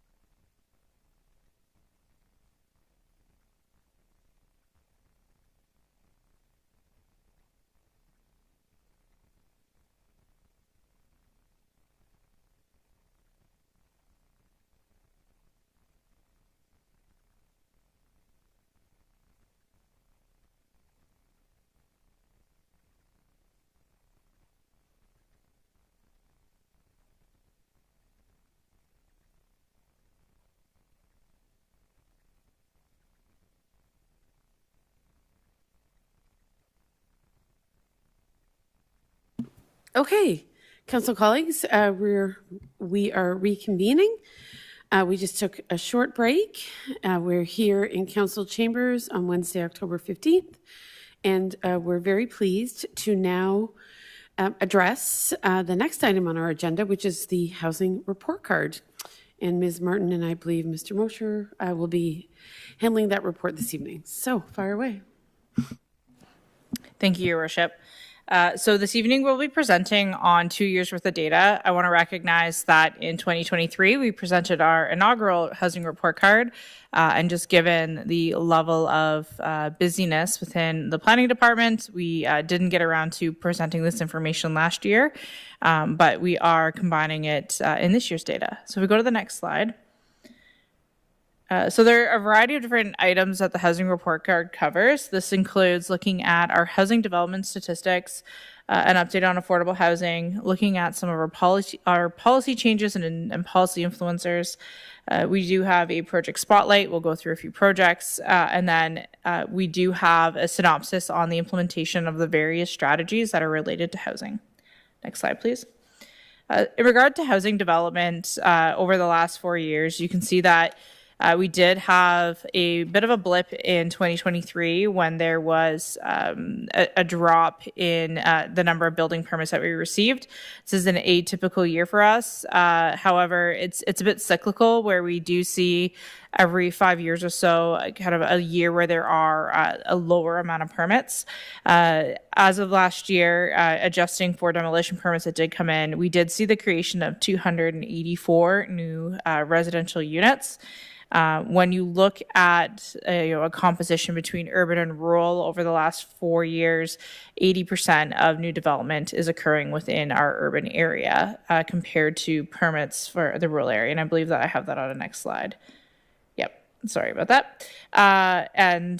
So this trend is just showing that from a development perspective, there is a lot of newer subdivision development happening within the municipality. And if we actually just go back to the previous slide, one of the trends for last year compared to other years is just the increase in housing typology that we're seeing, shifting away from single detached dwellings and moving towards more multi-residential and townhouse style development.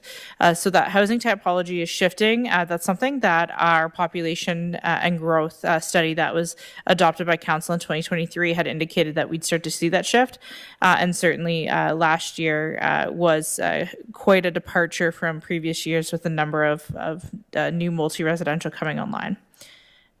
Next slide. So we did put together some information in relation to average market rents.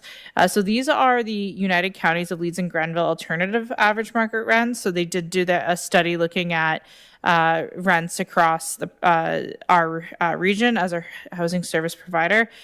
So the average market rent data comes from the province, and then the counties did some adjustments based on just data within the county itself. So as you can see there, when it comes to the running of their programs, they have a variety of different values for the different bedroom types as to what would be considered an affordable rental rate.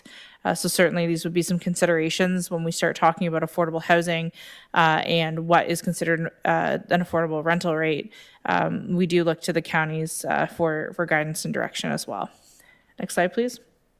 This is the table that comes from the province. So when the Development Charges Act was amended, there was a new provision where the affordable rates would be posted in an annual bulletin. So when it comes to the affordable purchase price, so the previous slide was rental prices, as you can see circled, there is the affordable purchase price for the various different types of housing. So in North Grenville, an affordable purchase price for a detached house is considered to be $452,700. And then the scale slides. I think what's interesting to note is just the value of townhouse units is actually more in regards to affordability than the semi-detached. Next slide. In regards to some of the policy changes that we're seeing shifting, we do it's focused on provincial, federal, and municipal. At the provincial level, you have the Building Faster Fund, which incentivizes municipalities to hit affordable housing targets. North Grenville is not one of those municipalities that have established targets to meet, and therefore we're not subjected to that additional funding. But at the provincial level, in the larger urban centers, there was a push for that creating of more housing, meeting housing targets to support the province's goal of creating, I think it was like 1.5 million new houses over a set time frame. There were significant changes to the building code last year, many of which took effect in April of this year, so that transition period has ended. We have a new planning statement, which provided a lot of guidance around creating complete communities, looking more at creating communities that are focused around transit-oriented development and strategic growth corridors. So those are items that were new to us in the planning realm, and some of which you may see trickle into our update of our official plan.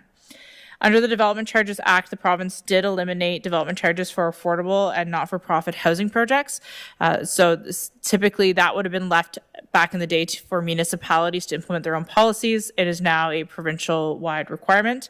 I also want to acknowledge that the province also provides a requirement for the reduction of development charges by various percentages depending on the unit type. So it was geared towards apartments, and you got a larger discount for a 3-bedroom unit versus a 1-bedroom unit. So trying to encourage the different type of housing mix.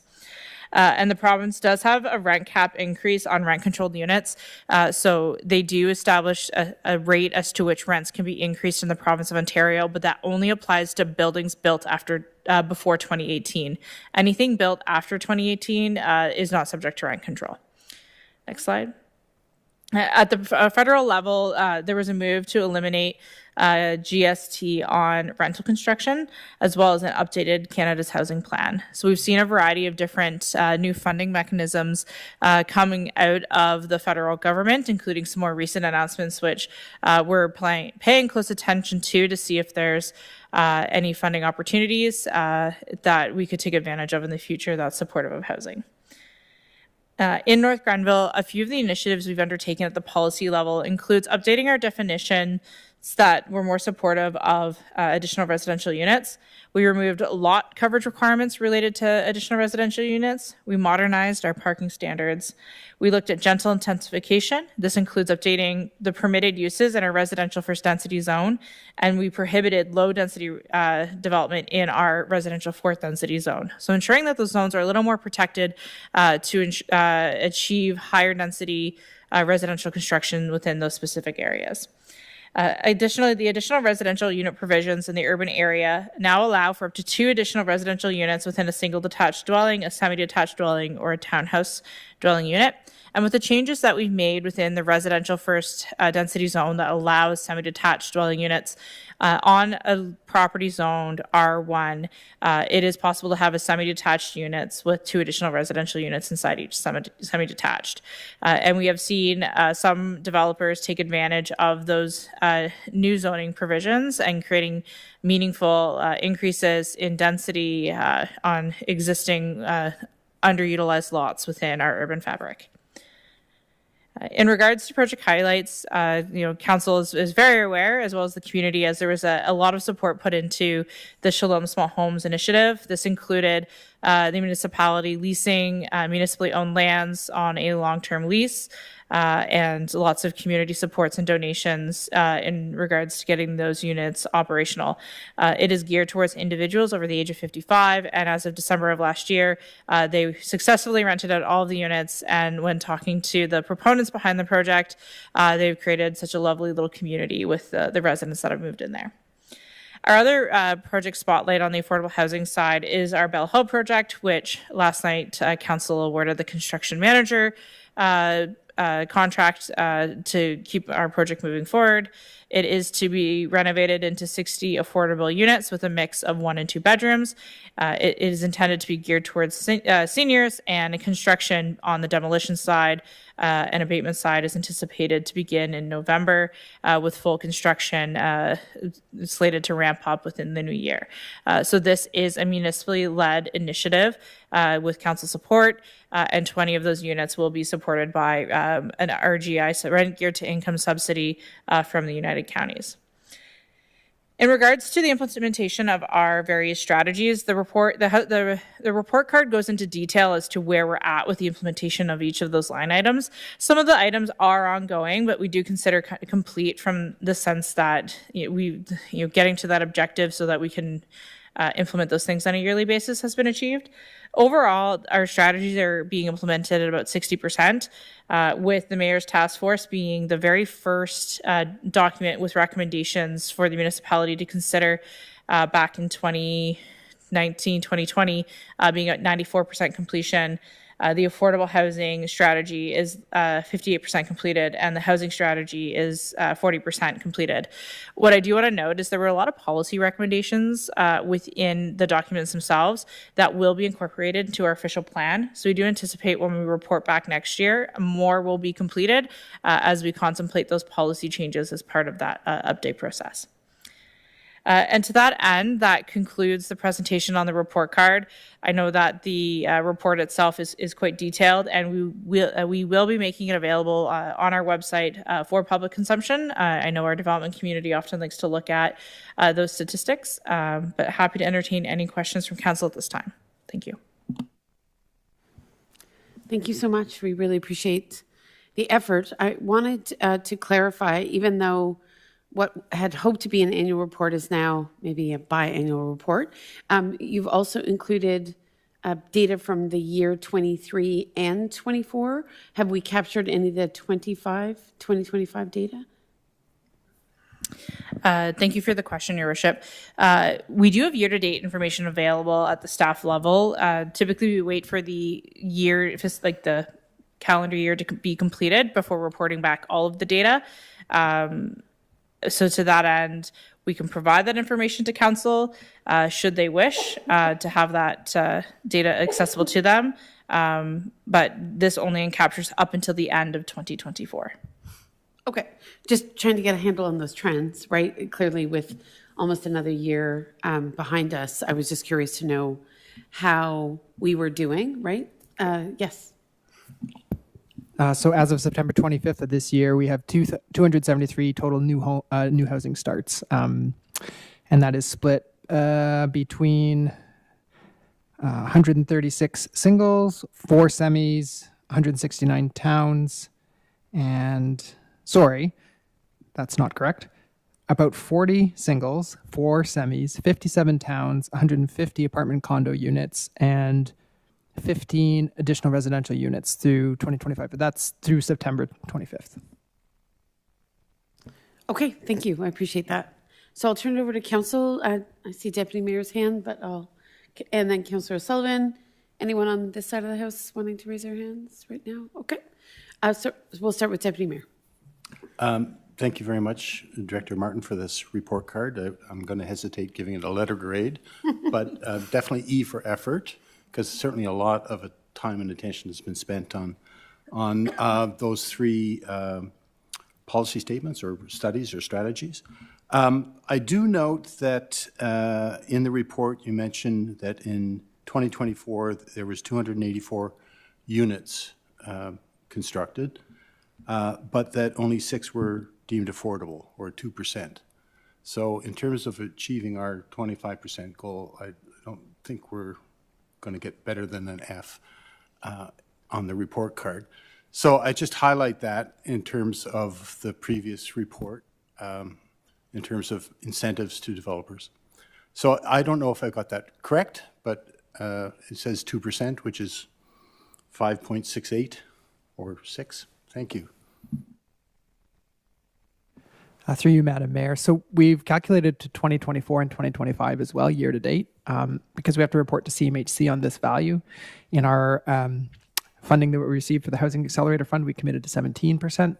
So in 2024 and 25, we are at 9.8%, where 55 of 562 units permitted are some type of affordable, whether that's the Kevlar development or whether that's ARUs that are being thought of in there, or whether that is other developments like the Reuben Crescent Apartments, where a fixed number are guaranteed at an affordable rent for a 10-year term, or like Dr. Chada's. So if we broaden the picture a little bit, it does get better as we move into 2024 and 2025. And we think that with Bell Hall being permitted with 60 units for affordable rents, that we will meet our 17% target over the 3-year term for 2024, 25, and 26. Just to clarify, the 17% target is the CMHC target that drives our funding to? Through you, Madam Mayor, yes, that's what we said in the application we would strive for, with the incenting more units altogether. Mm-hmm.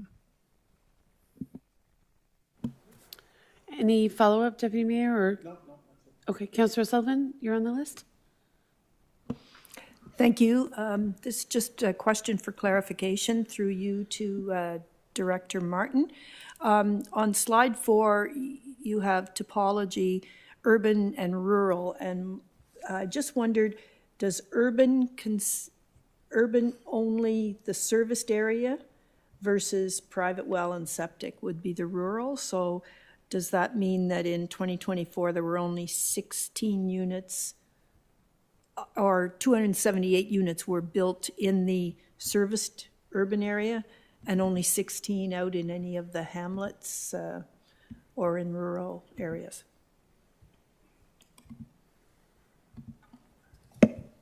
Through your worship to Councillor Sullivan.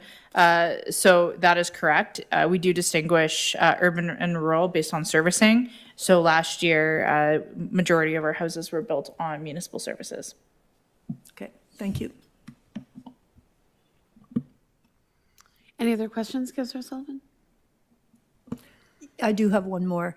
Just to follow up on Deputy Mayor's question about affordability.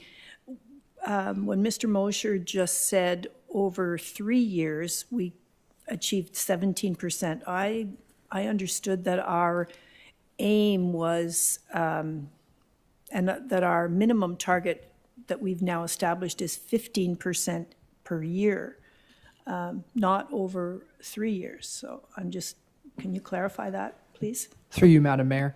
Yeah, so we had to have a at the time that we made our application to CMHC for the Housing Accelerator Fund, we had to specify what percentage of the units we would aim to, within that 3-year window, construct as affordable. So it's very different than any other numbers that council may have set, different than the 25% aspirational goal of the official plan or the 15% that we've just been talking about tonight. So it was a specific number just for half, and within that three-year period, we would try and attempt to achieve that percentage of units being affordable. And in actuality, what did we achieve? So it's ongoing because we're in 2025 and that won't conclude till 2026.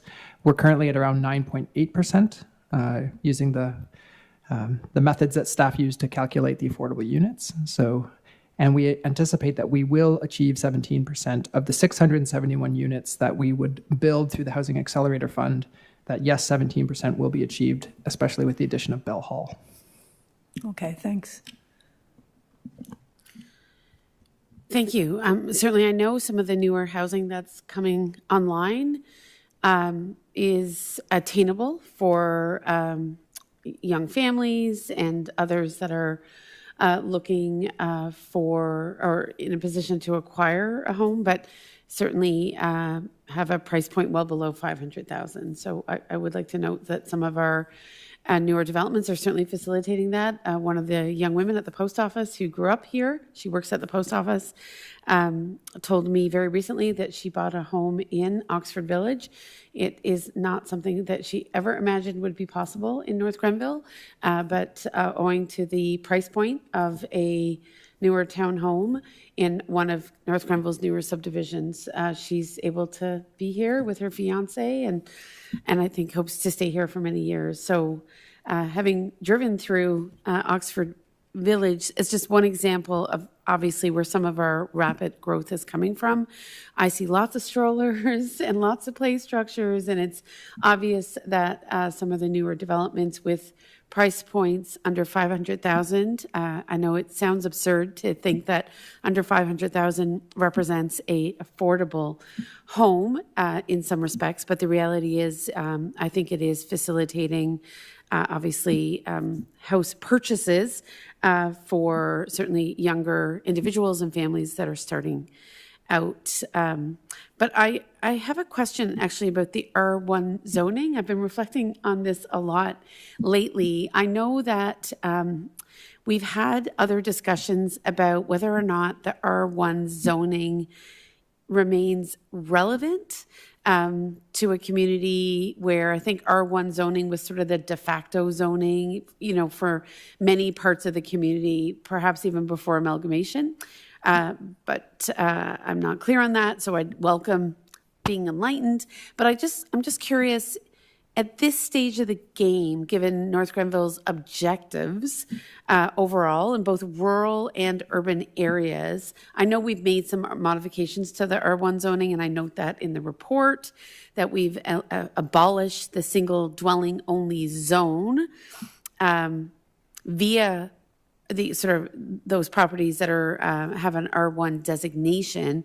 But could Mr. Mosher or Ms. Martin, you speak to whether or not at this stage of the game the R1 zoning remains particularly relevant? If we went to an R2 and more zoning, would that reduce some of the interactions individuals would have, right, when it comes to the establishment of a variety of different options on their own property, for example?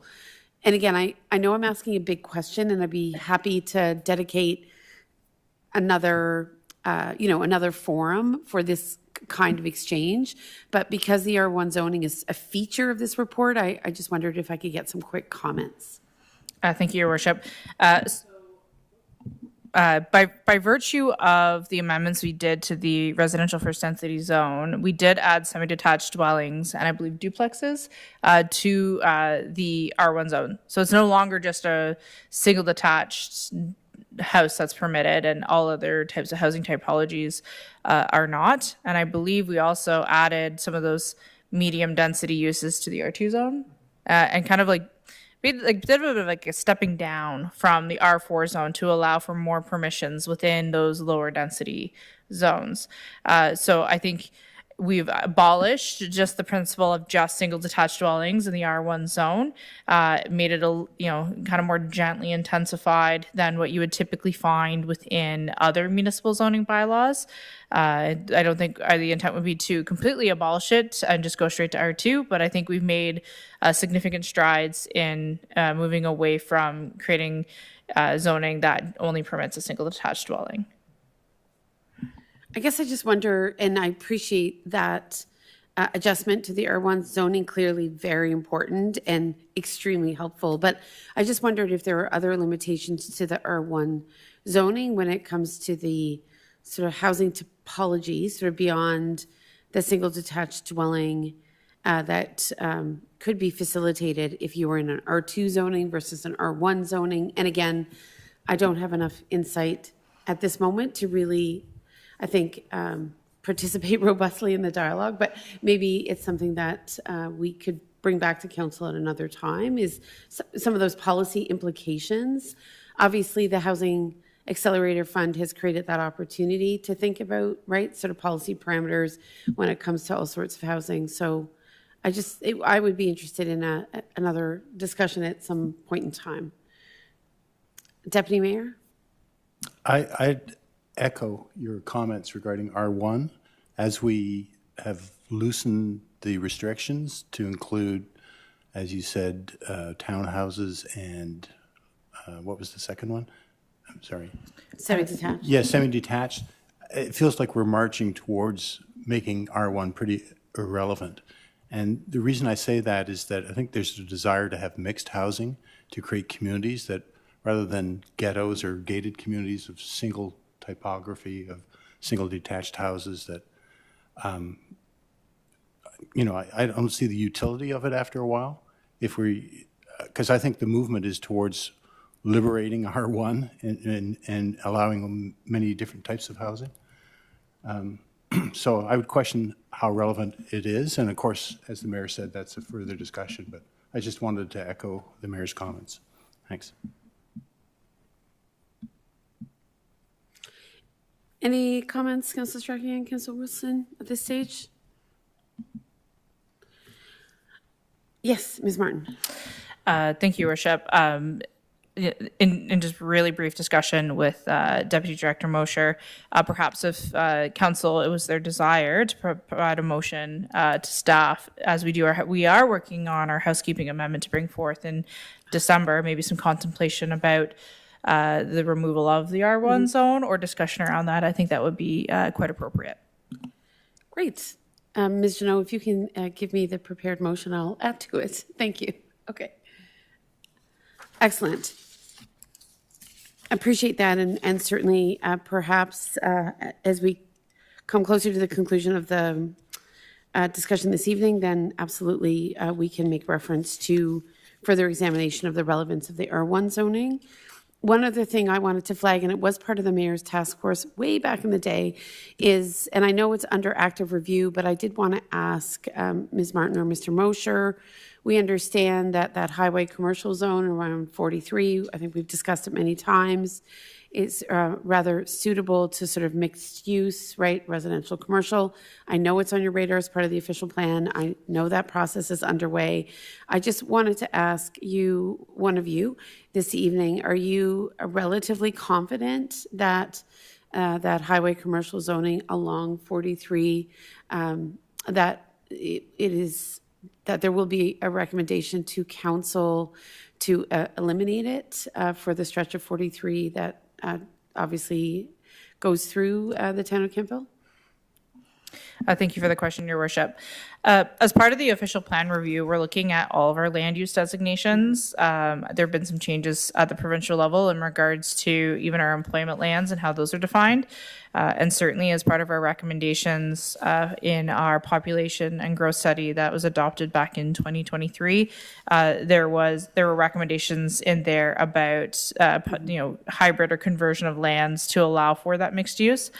I won't say with certainty that we'll abolish the highway commercial designation itself, but it's certainly my understanding and on discussions we've been having with our consultant is to look at how we can evolve that policy designation to allow for more meaningful development that is mixed use, that aligns with the province's policy around complete communities, but we also need to transform our thinking around Highway 43 as a corridor that in the future could be very transit oriented, where as we continue to grow, I know currently we have an on demand system with NG Transit where you call and you can book a ride, but who's not to say in 10 to 15 years from now, and the official plan is a 25-year document, when we think forward, that could be a very multimodal area where we would want to encourage commercial and residential growth. So we will be looking at the policies around the highway commercial, especially along the 43 corridor, with a lot of interest, and making some recommendations for council's consideration when we bring draft official plan policies forward. Okay, thank you. And then my last question was on parking, and in the report, it did highlight that some modifications to the parking provisions were to be actioned, that we haven't obviously, from what I recall, gone down the path of really reconciling the current parking stipulations attached to various zoning or locations of where you plan to build in North Grenville with the current parking stipulations. And again, as I reflect on the conversations I've had with various developers and builders, it's not it's often the case that parking is flagged as an issue. So I'm just curious to know if there is an appetite. I think council would have an appetite to eliminate some of the ways in which parking is prescribed under our official plan or under various, zones in which people build. So I just wondered if you could comment on that, because I think you would have an incredibly supportive council when it comes to really modifying those parking provisions. Thank you, Madam Mayor. So we did some minor tweaks to the R4 zone, if you remember, or just to the multis. But yes, it's something that's on our radar, and we can flag it for a December review as well. Okay. I think that would be most helpful. So council, I'm hearing, and again, I will just turn to my colleagues on my left. Councillor Strachan or Councillor Whistling, is there anything you'd like to share at this stage? Okay.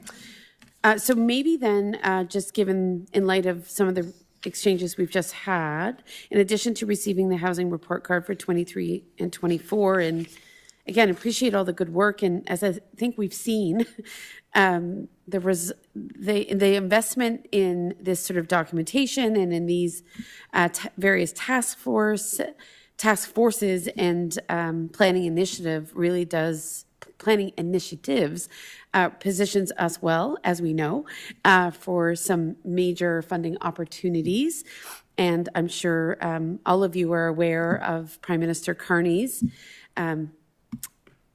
preoccupation with an organization that is now called Build Canada, that in fact is really very seriously looking at upping the game of CMHC, which was I think the largest funding body, and ensuring that all sorts of things can happen in the housing and affordable housing realm, and that there's, I think, a continued opportunity to work with municipalities like ours. So I'm very appreciative for the report card, because I know how it can translate into good funding opportunities and success down the road. And it also reflects back to our residents and our builders sort of a fuller picture. So that's wonderful. So in addition to receiving the report this evening, council colleagues, I would be appreciative and grateful if we could also provide direction to staff to examine and report back on the relevancy of the R1 zoning as part of your December housekeeping report, as well as taking a more specific look at the parking provisions, I think in the R1 through R3 zones, to see if we can make some modifications that could have a real impact. So maybe for the ease of the clerk, we'll say that council receives the housing report card for 23-24 and directs staff to return to council as part of its December housekeeping report with an examination on the relevancy of the R1 zoning and whether or not it can be eliminated entirely, as well as some proposed modifications when it comes to parking provisions for the R1 through R3 zones. How does that sound? All right, Deputy Mayor. I guess I do need someone to move. I'd be happy to move that. That's right. But maybe a little bit more detail on the parking provisions. Sure. Whether we say liberalizing it or providing more relief to developers regarding Mr. parking, Mosher the parking has ratio. a suggestion for us. Yeah, thank you. Just a suggestion, Madam Mayor, that if you limit it to just the R1 to R3, that will be our focus. But if you want us to look broader than that into commercial zones and other areas, we can also do that if you wanted us to be holistic. If you feel there's benefit to being holistic, we'll take your advice. So in which case, I think maybe, and again, I apologize, Ms. Janot, I'm sure you're going to be checking the verbal record tomorrow, but we'll just ask that when you come back for your housekeeping report in December, you provide a fulsome examination of where some of the current parking provisions can be relaxed. How does that sound? Okay. So to save everyone the torment of going through this amended motion, can I accept that you've all understood the spirit, and Ms. Janot will capture it in the greatest of detail tomorrow, or would you like, as mover, Deputy Mayor, to have it read again? I would like to have it read again because we've encountered some confusion in the past about details of these amended motions. So I would pray upon Absolutely, no problem the at all. clerk Yep. if, or, Ms. Chanel, would you like me to read it? Yeah, okay. I feel that Ms. Chanel is relying on me at this moment. Okay, so I'm going to write it down as we're talking. That council receives the housing report card for 23 and 2024 and directs staff to examine the relevancy, I think that's a word, do we accept that's a word? The relevancy of the R1 zoning as part of its housekeeping report to council in December of 2025, as well as an examination of how parking provisions throughout the municipality can be relaxed. How does that sound? motion. Okay, thank you. And Ms. Janot, I've written it all down. Could I have a seconder? Is there a seconder? Okay, Councilor Strachan, thank you. Okay, and with that in mind, is there any further discussion? I'm not seeing any further discussion. Okay, so with that, I'll call the question. All in favor? Okay, and once again, I appreciate the good work and look forward to more discussion in the coming weeks. So with that, colleagues, we do have one other item under housing, of course, and this is the Housing Accelerator Fund, additional residential unit grant increase. Mr. Mosher. Thank you, Madam Mayor. So this report also was prepared by Dr. Shoemaker Holmes. And what staff wanted to do was, I guess, just give a little bit of a highlight into the ARU program itself. And we are seeking a recommendation from council to increase the grant amount for the ARU program from $10,000 to $25,000. When the project was first envisioned, we had anticipated that we would build 30 new additional residential units with this program. When we provided that target to CMHC, they windowed it back for us and said, no, you actually in the 3-year period would only have to build 19 via this program.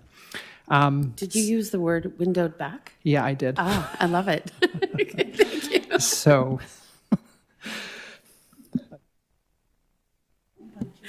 Windowed back, it's new terminology for me and I appreciate it. I am embracing windowed back.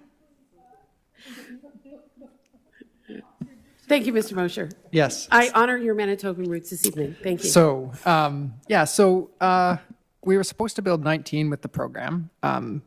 Year to date, we're very close to that amount. However, through the program itself, we've actually only given 3 grants for the ARU program via CMHC, one of which was returned. Of the 2 that remain, one building permit has been issued for an ARU, and the other one is just running into some issues, but they're hoping to get there. So we launched the program in February of this year. It's been 8 months, and so we've had 2, or 1.5, I guess you could say. So we're feeling like maybe part of that is the funds that are offered, and we did confer with CMHC, and they said to us that as long as we use the CMHC funds for any initiative that was approved through the initiative plan, we could use the funds to increase that grant incentive if we wanted to.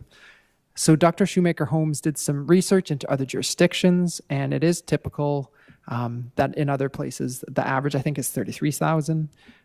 Now, some of those are larger urban centers where the costs may be different, but we would recommend, if council's open to it, at least increasing that grant amount to $25,000. Another thing that's come up is, as an urban-rural community, many of the people in the rural community are highlighting the issues with the septic system and the upgrades it requires. Typically, that is around $25,000 to $35,000. So we are able to do this. CMHC has confirmed.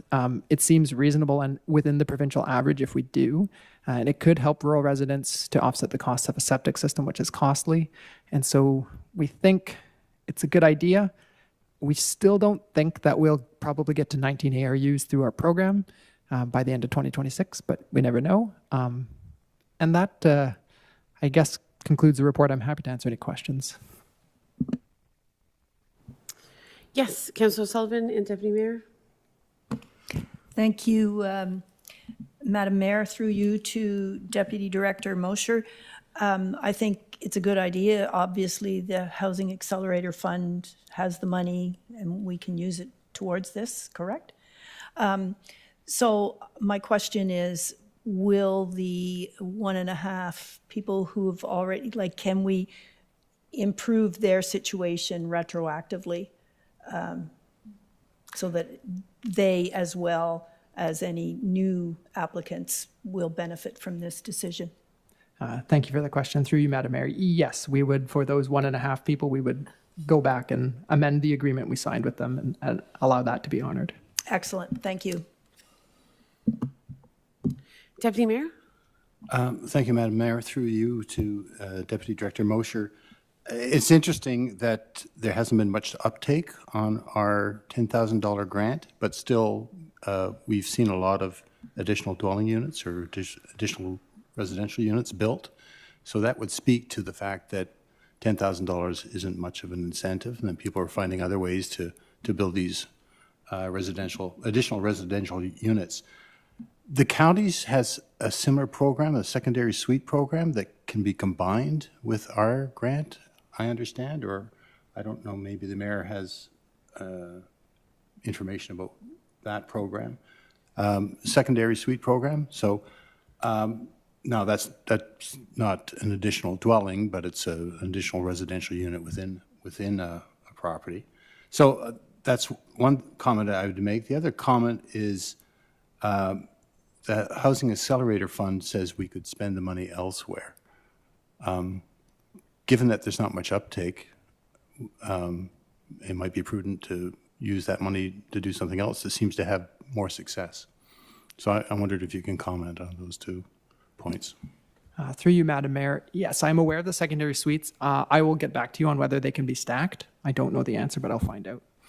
In terms of where we spend the actual funds, we must spend it on one of those 7 initiatives. So that's the Stormwater Master Plan, the Infrastructure Master Plan, the Kemptville Campus Pilot Project, the ARU program itself, the zoning reform, which we've completed, the municipal lands inventory, which is concluded, and I'm blanking on the last one. But I guess another progress report. So the Stormwater Master Plan, we understand, will be substantially complete by November of this year.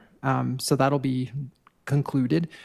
And there may be infrastructure modifications that arise from that. So then those could be funded by half with the monies that we've received so far. Same with the Infrastructure Master Plan. On the campus side of things, we have council's awarded 2 RFTs, one for repairing the manholes and the other for relining the sanitary services. So those will gain some capacity back into the plant. These were things that were already foreseen and are underway. So we're kind of, at least for the Kemptville campus, we're at the conclusion. For the zoning reform, we're basically at the conclusion. We are hopeful that the stormwater management master plan will say you can maybe increase density in older parts of town, but that would be dependent on the storm system that we have. And until we get that information, we can't come back and say that. So really, the other things that are left where funds could be diverted are outcomes from the infrastructure master plan, the stormwater master plan, and that would kind of be it, other than increasing the grant amount for the ARU program itself. Great, thanks. Gives me an idea that we don't have that many places to shift the money to. So I'm of 2 minds. I haven't, reached the conclusion that the suggestion of increasing it to $25,000 is not valid, because I think the fact that residential or rural residential applicants are finding it really difficult to, if required, to expand their septic capacity. So I think that's one point in favor of increasing it. But I do raise the question about why there isn't enough uptake, whether we need to incentivize additional dwelling units to that amount. If I might, so I had the opportunity in September to be part of an ARU presentation with Dr. Shoemaker Holmes, as well as the consulting architect on the ARU program in North Grenville. Subsequent to that presentation, it became obvious in the feedback that we were receiving that certainly an excellent program in concept here in North Grenville, but in fact the incentive amount is much lower than what is typically the case in other parts of Eastern Ontario, this was a conference for municipalities in Eastern Ontario. So I actually think increasing the incentive substantially, which is what we're doing here, could yield some meaningful results. The interest in this program has been incredibly strong, but as I think our planning team will recognize, there are some significant planning limitations to some of the properties where people had envisioned ARUs to go in terms of setbacks and, other considerations. But I would agree with Mr. Mosher's analysis that the septic considerations are very real, very pricey, and unanticipated. And I think sometimes, or, not fully foreseen. So if we can help to offset in a rural area the upgrading of a septic, which leaves the owner to, proceed with the actual build of an ARU, I think it's money well spent. So I would like us to today at least give the increased incentive a try, see if it does yield results in the next year before deciding that, in fact, it won't yield results, because I'm not convinced that. I think there's quite a few people who have a strong interest in North Grenville in doing this, but the reality is, for lots of different reasons, whether it's financial or logistical, at this stage, they haven't proceeded. Yes, Councillor Strachian and Deputy Mayor. Thank you. Through you, Madam Mayor. I think that the increase in the incentive is just that, to increase it to see if there are more people who would be willing to take this up.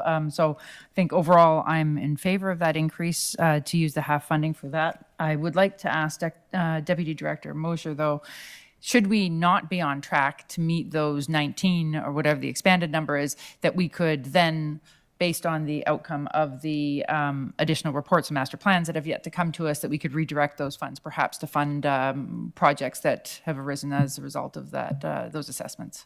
Is that correct? Through you, Madam Mayor. Yeah, and so year to date, in terms of our new ARUs, we are at 23. So we're past the 19. But the majority of these are coming, I think, it's hard to say, but a lot of them are purpose-built ARUs within, with the change of the R1 zone to allow the semis, with the, you can have 2 ARUs in each half. That's kind of where we're seeing the sweet spot go. So we've already exceeded the target. If we diverted these and there's still no uptake, yes, you could then divert back to something else that's a funded initiative. Deputy Mayor? I'd like to suggest an amendment to the recommendation that has been brought forward to have that increase from 10,000 to 25,000 to enable more ARU builds in the rural areas of North Grenville. Councillor Strachian? Through you, Madam Mayor, to the Deputy Mayor. Sorry, my brain's slowly shutting down. I think I agree with the intent behind that, but I think the bigger intention is to have more affordable housing and ARUs overall in the municipality. And so I don't think that amendment is necessary in this case, because I think we would be, we're further limiting it. So we're increasing an incentive, but we're saying, oh, but not for you. So I'm not sure, there may be a trade-off there that could hinder the overall progress of additional ARUs. Okay, so the motion, or the recommendation rather, we don't have a motion on the table. The recommendation is that council recommends the increase of the ARU initiative grant incentive from 10,000 to $100,000 to enable more ARU builds under the Federal Housing Accelerator Fund. So why don't I look for a mover and a seconder, and if Deputy Mayor wants to test his amendment, he can once a motion is on the table. Councillor Sullivan, you're moving? Councillor Strachan, are you seconding? Okay. Okay. Deputy Mayor, do you have anything else to add at this moment? No, I support the motion. Okay, great. With that in mind, then, does anyone else have anything to offer at this stage? Not seeing it. Calling the vote. All in favor. Thank you so much. Okay. So, colleagues, I do remind you that we, before adjournment this evening, we are going into closed, I think, for approximately 5 minutes, hopefully. So, Ms. Janot, in terms of the formalities for this evening to transition to closed, I leave it to you. Through your worship, the closed items are moved to follow item Q, so you still have to go through M through Q. So I will note that there is no correspondence highlighted this evening. I know the clerk's office receives a lot of correspondence, but there's none featured this evening. I will ask for a notice of motion because I understand Councillor Sullivan has alerted staff and council colleagues to a notice of motion. So, Councillor Sullivan. Thank you, Madam Mayor.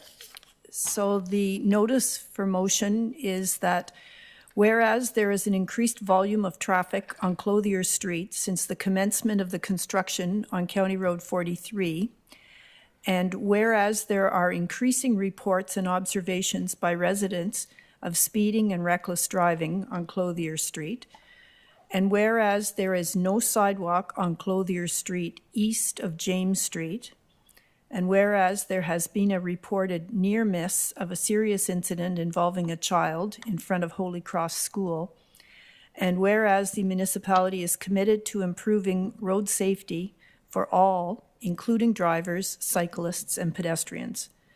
Therefore, be it resolved that the municipality of North Grenville put in place traffic calming measures on Clothier Street, such as lane narrowing with painted center line and sidelines, center lane speed markers indicating a 40-kilometer-per-hour limit, and additional bollards on the side of the road along the community safety zone in front of Holy Cross School. These or any such measures to be initiated within the next 4 weeks after this motion is passed, or soon as weather permits. Great. So as a notice of motion, Ms. Janot, remind me on process. Notice has been provided. Are we speaking to the notice this evening, or that will come at the next council meeting, correct? Through your worship, that's correct. It'll appear on the next council agenda. Great. Thank you, Councillor Sullivan. Appreciate it. Okay, so with that, are there any other notices of motion? Seeing none, thank you, planning team. We will go to questions from members of the media or members of our community. There is no one left in the auditorium this evening, so we'll presume no questions are forthcoming. Can I confirm that, Ms. Janot? So then we will quickly go into closed. So the motion this evening is that the Council of the Corporation of the Municipality of North Grenville move into a closed session at 9:26 p.m. in accordance to Section 2392B of the Municipal Act 2001, which states part of a meeting to be closed to the public if the subject matter being considered is personal matters about an identifiable individual, including municipal or local board employees, specifically to review advisory committee applications. Looking for a mover and a seconder. Councillor Strachan, Councillor Wilson, thank you. Any comments or questions in regards to going to close? Not seeing any. I'm going to call the vote. All in favor? Thank you. That carries, and Ms. Janot will be turning off the live stream.